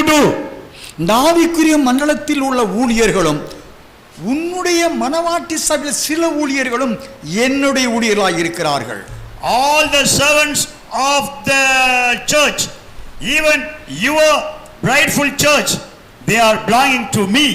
It's the saying of Satan. அவர்கள் உன்னோடு சேர்ந்து இயேசுவுக்கு ஊழியம் செய்யல, எனக்கு ஊழியம் செய்கிற என்னுடைய ஊழியர்களாய் உன்னுடைய சபையில் இருக்கிறார்கள் என்றார். They are not serving with you, Jesus, but they are serving me, even though they are with your church. அப்பொழுது கடிந்து கொண்டு நடந்த சம்பவம் காலை 3:15 முதல் காலை 6:30 மணி வரைக்கும் நடந்த ஒரு வாக்குவாதமான ஒரு சம்பவம் அது. இது தரிசனம் அல்ல, சொப்பனம் அல்ல, நேரடியாக நடந்த சம்பவம். Then I rebuked and chased away the Satan. That's happened even 6 o'clock in the morning. அவனை அடியான் கர்த்தர் நாமத்தால் கடிந்து கொண்ட பொழுது நான் ஒரே ஒரு வார்த்தை அவன் சொன்னதை உங்கள்கிட்ட சொல்லுகிறேன். மனுக்குலம் மீட்கப்பட நீ ரத்தம் சிந்தினையா, என் மனவான இயேசு ரத்தம் சிந்தினாரா, பதில் சொல்லுன்னு கேட்டேன். I rebuked Satan and told him, you are not the man to shed your blood. Shut your mouth. My Lord Jesus only shed his blood for the humankind salvation. அந்த வேளையிலே ஒரு பலமுள்ள தூதன் கடந்து வந்து 3 தூதர்கள் கடந்து வந்து அவனை ரவுண்ட் பண்ணி அவனை நிக்கிரமாக்கினார்கள். Then the powerful 3 angels, they made a big round and they crushed down the satanic forces and they made the serpent into fall.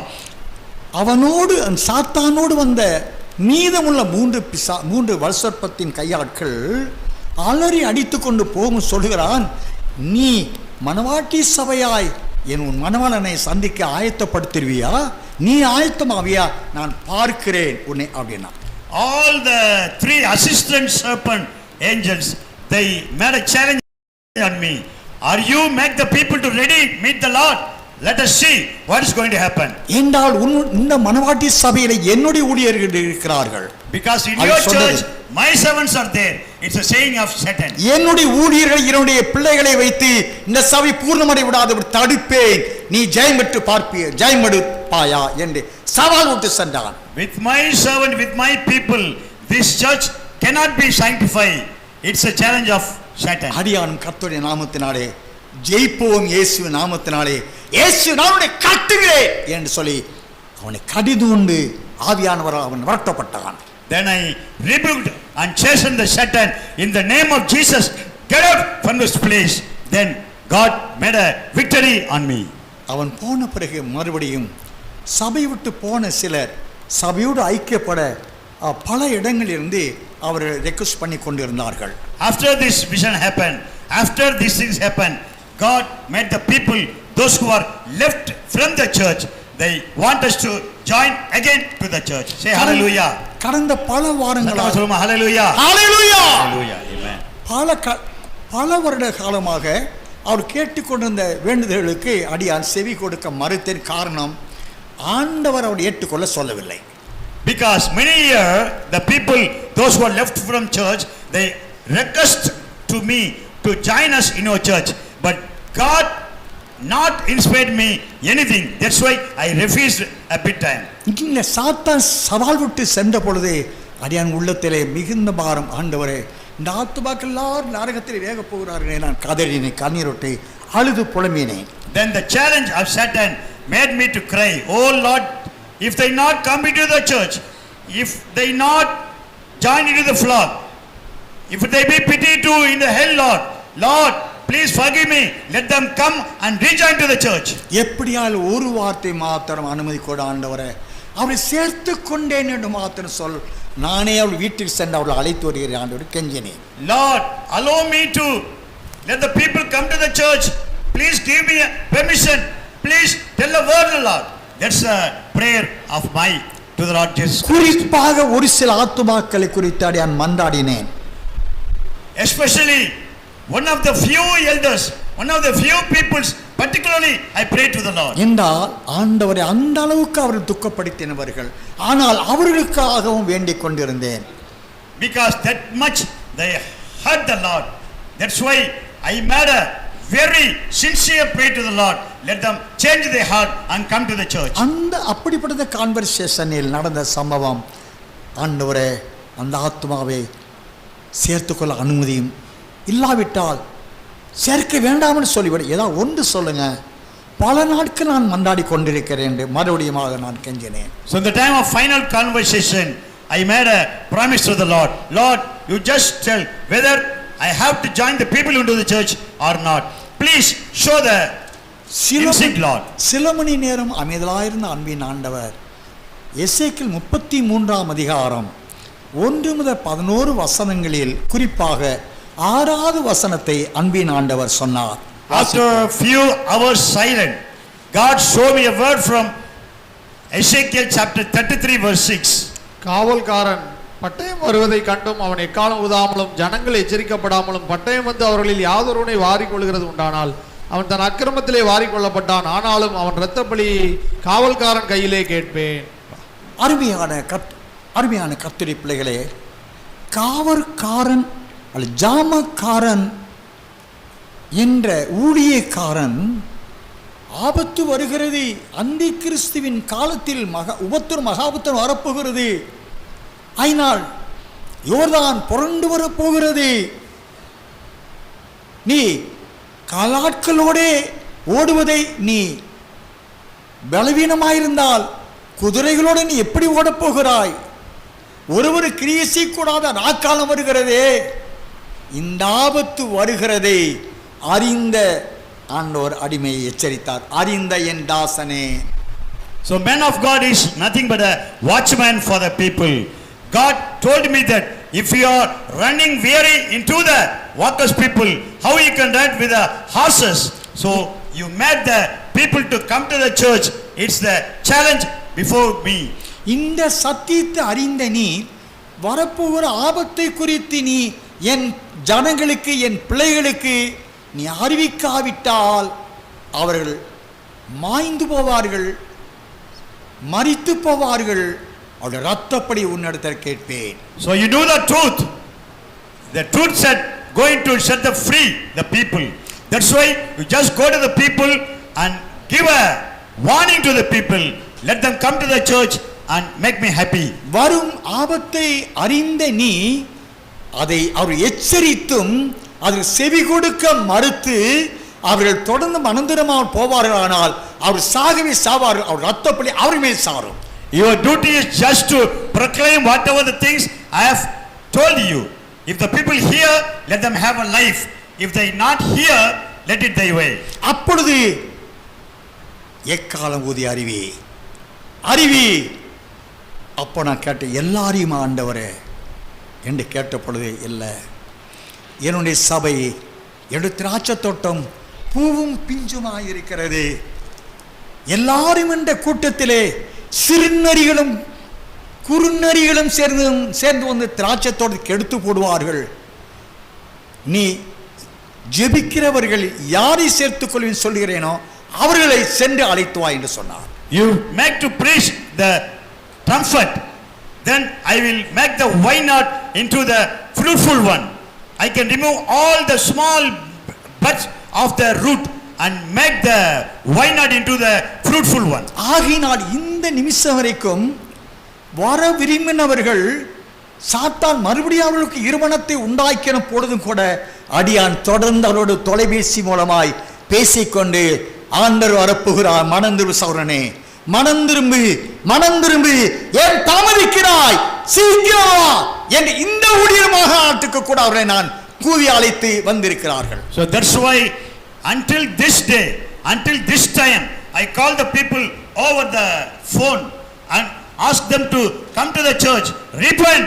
Repent, the days is very near, come to the church. After hearing this my calling, few of the people attending even this conference also. இந்த சத்தத்தை கேட்கிற பரிசுத்தவான்கள் ஊழியர்களே, ஆவிக்குரிய மண்டலம் எங்கும் உள்ள பரிசுத்தர்களே, ஜனங்களை சாத்தான் அழித்துக் கொண்டிருக்கிறான்.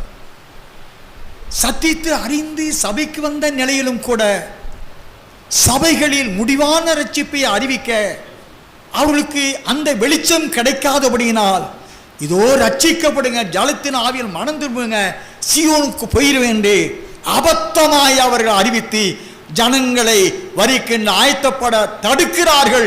இவர்களும் தடை செய்கிறார் மட்டுமல்ல, தங்கள் ஆத்மாவுக்கும் தீங்கை உண்டாக்கி கொள்கிறார்கள். So my dear God's servant, there are few pastors and few ministers of God. They just made the people to give a false promises and tell them to do. If you take the water baptism, if you have the spiritual thing, you can have the heavenly life. It's not, it's very wrong, my dear friend.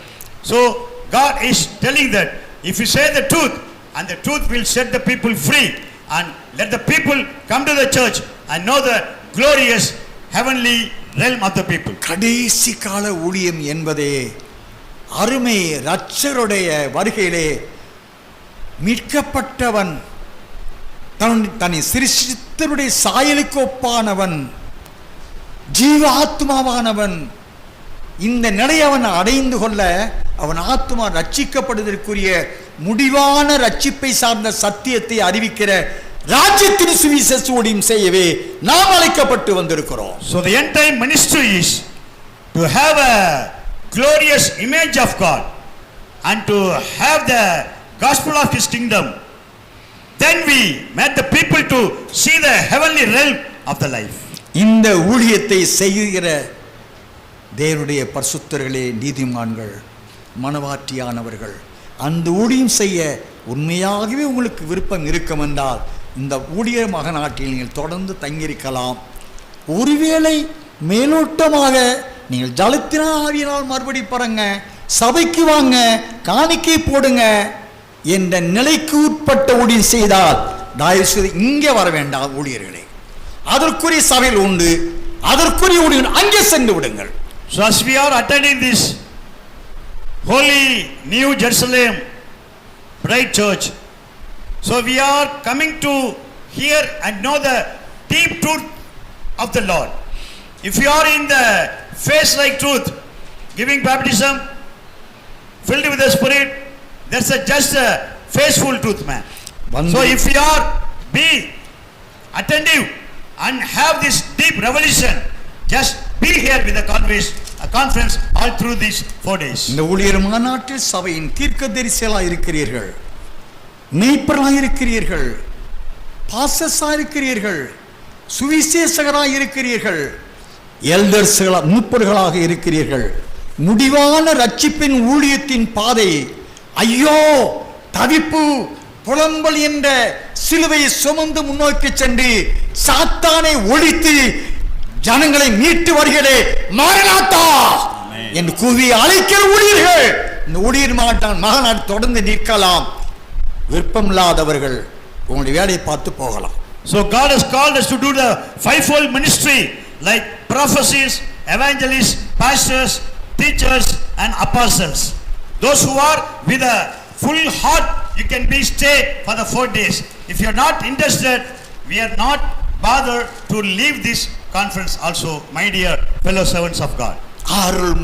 அருமை இரட்சகருடைய கரத்தில் இருக்கிற உள்ளும் புறம் எழுதப்பட்ட புத்தகத்தை வாங்க, முத்திரை உடைக்க, ரகசியங்களை தெளிவாக ஆவிக்குள்ளாக அறிந்து ஆவிக்குள் மண்டலத்தை அறிவித்து அது உள்ளே இருக்கக்கூடிய மனுக்குல மீட்பு நிறைவடைவதற்குரிய ராஜ்யத்தின் சுவிசேஷத்தை அறிவிக்க இந்த ஊழியர் மாநாடு நடந்து கொண்டிருக்கிறது. So finally this conference is conducting just to receive the book and open the seal and give the revelation to the church people. That's why this conference is existing here, my dear fellow servants of God. அருமை இரட்சகருடைய கரத்தில் இரு புத்தகத்தை வாங்க கரம் நீட்டுவீர்களா? வாங்கிக் கொண்ட புஸ்தகத்தின் முத்திரை உடைப்பீர்களா? புஸ்தகத்துக்கு உள்ளே இருக்கக்கூடிய 70ஆம் வாரம் என்ற அந்தி கிறிஸ்துவின் காலத்தை சார்ந்த சத்தியம், மனுக்குலம் மீட்பு நிறைவடை வேண்டிய மணவாள இயேசுவோடு ரகசியவர்களே மணவாட்டியை எடுத்துக்கொள்ளப்பட போகிற சத்தியத்தை சார்ந்த வாழ்க்கை வாழ்ந்த அறிவித்து ஜனங்களை ஆயத்தப்படுத்தி நேசுடைய வருகையிலே சேர்ந்த ஒரு கர்த்தர் நம்மை அழைக்கிறார். தேவன் தாமே தமது வார்த்தையில் ஆசீர்வதிப்பார். ஹalleluya, ஹalleluya, ஹalleluya. Are you ready to receive the book and reveal the seal and show the inner depth, meaning and doctrines of the Lord to the church? If you do like this, God is make us to earn many souls, win many souls for this kingdom and make the name to be glorified. Say hallelujah, hallelujah, hallelujah, hallelujah, hallelujah, hallelujah. இந்த video உங்களுக்கு பிடிச்சிருந்தா like பண்ணுங்க, உங்க நண்பர்களுக்கும் share பண்ணுங்க, அப்படியே நம்ம சேனலுக்கும் subscribe பண்ணிடுங்க. நன்றி. அடுத்த வீடியோவில் சந்திப்போம்.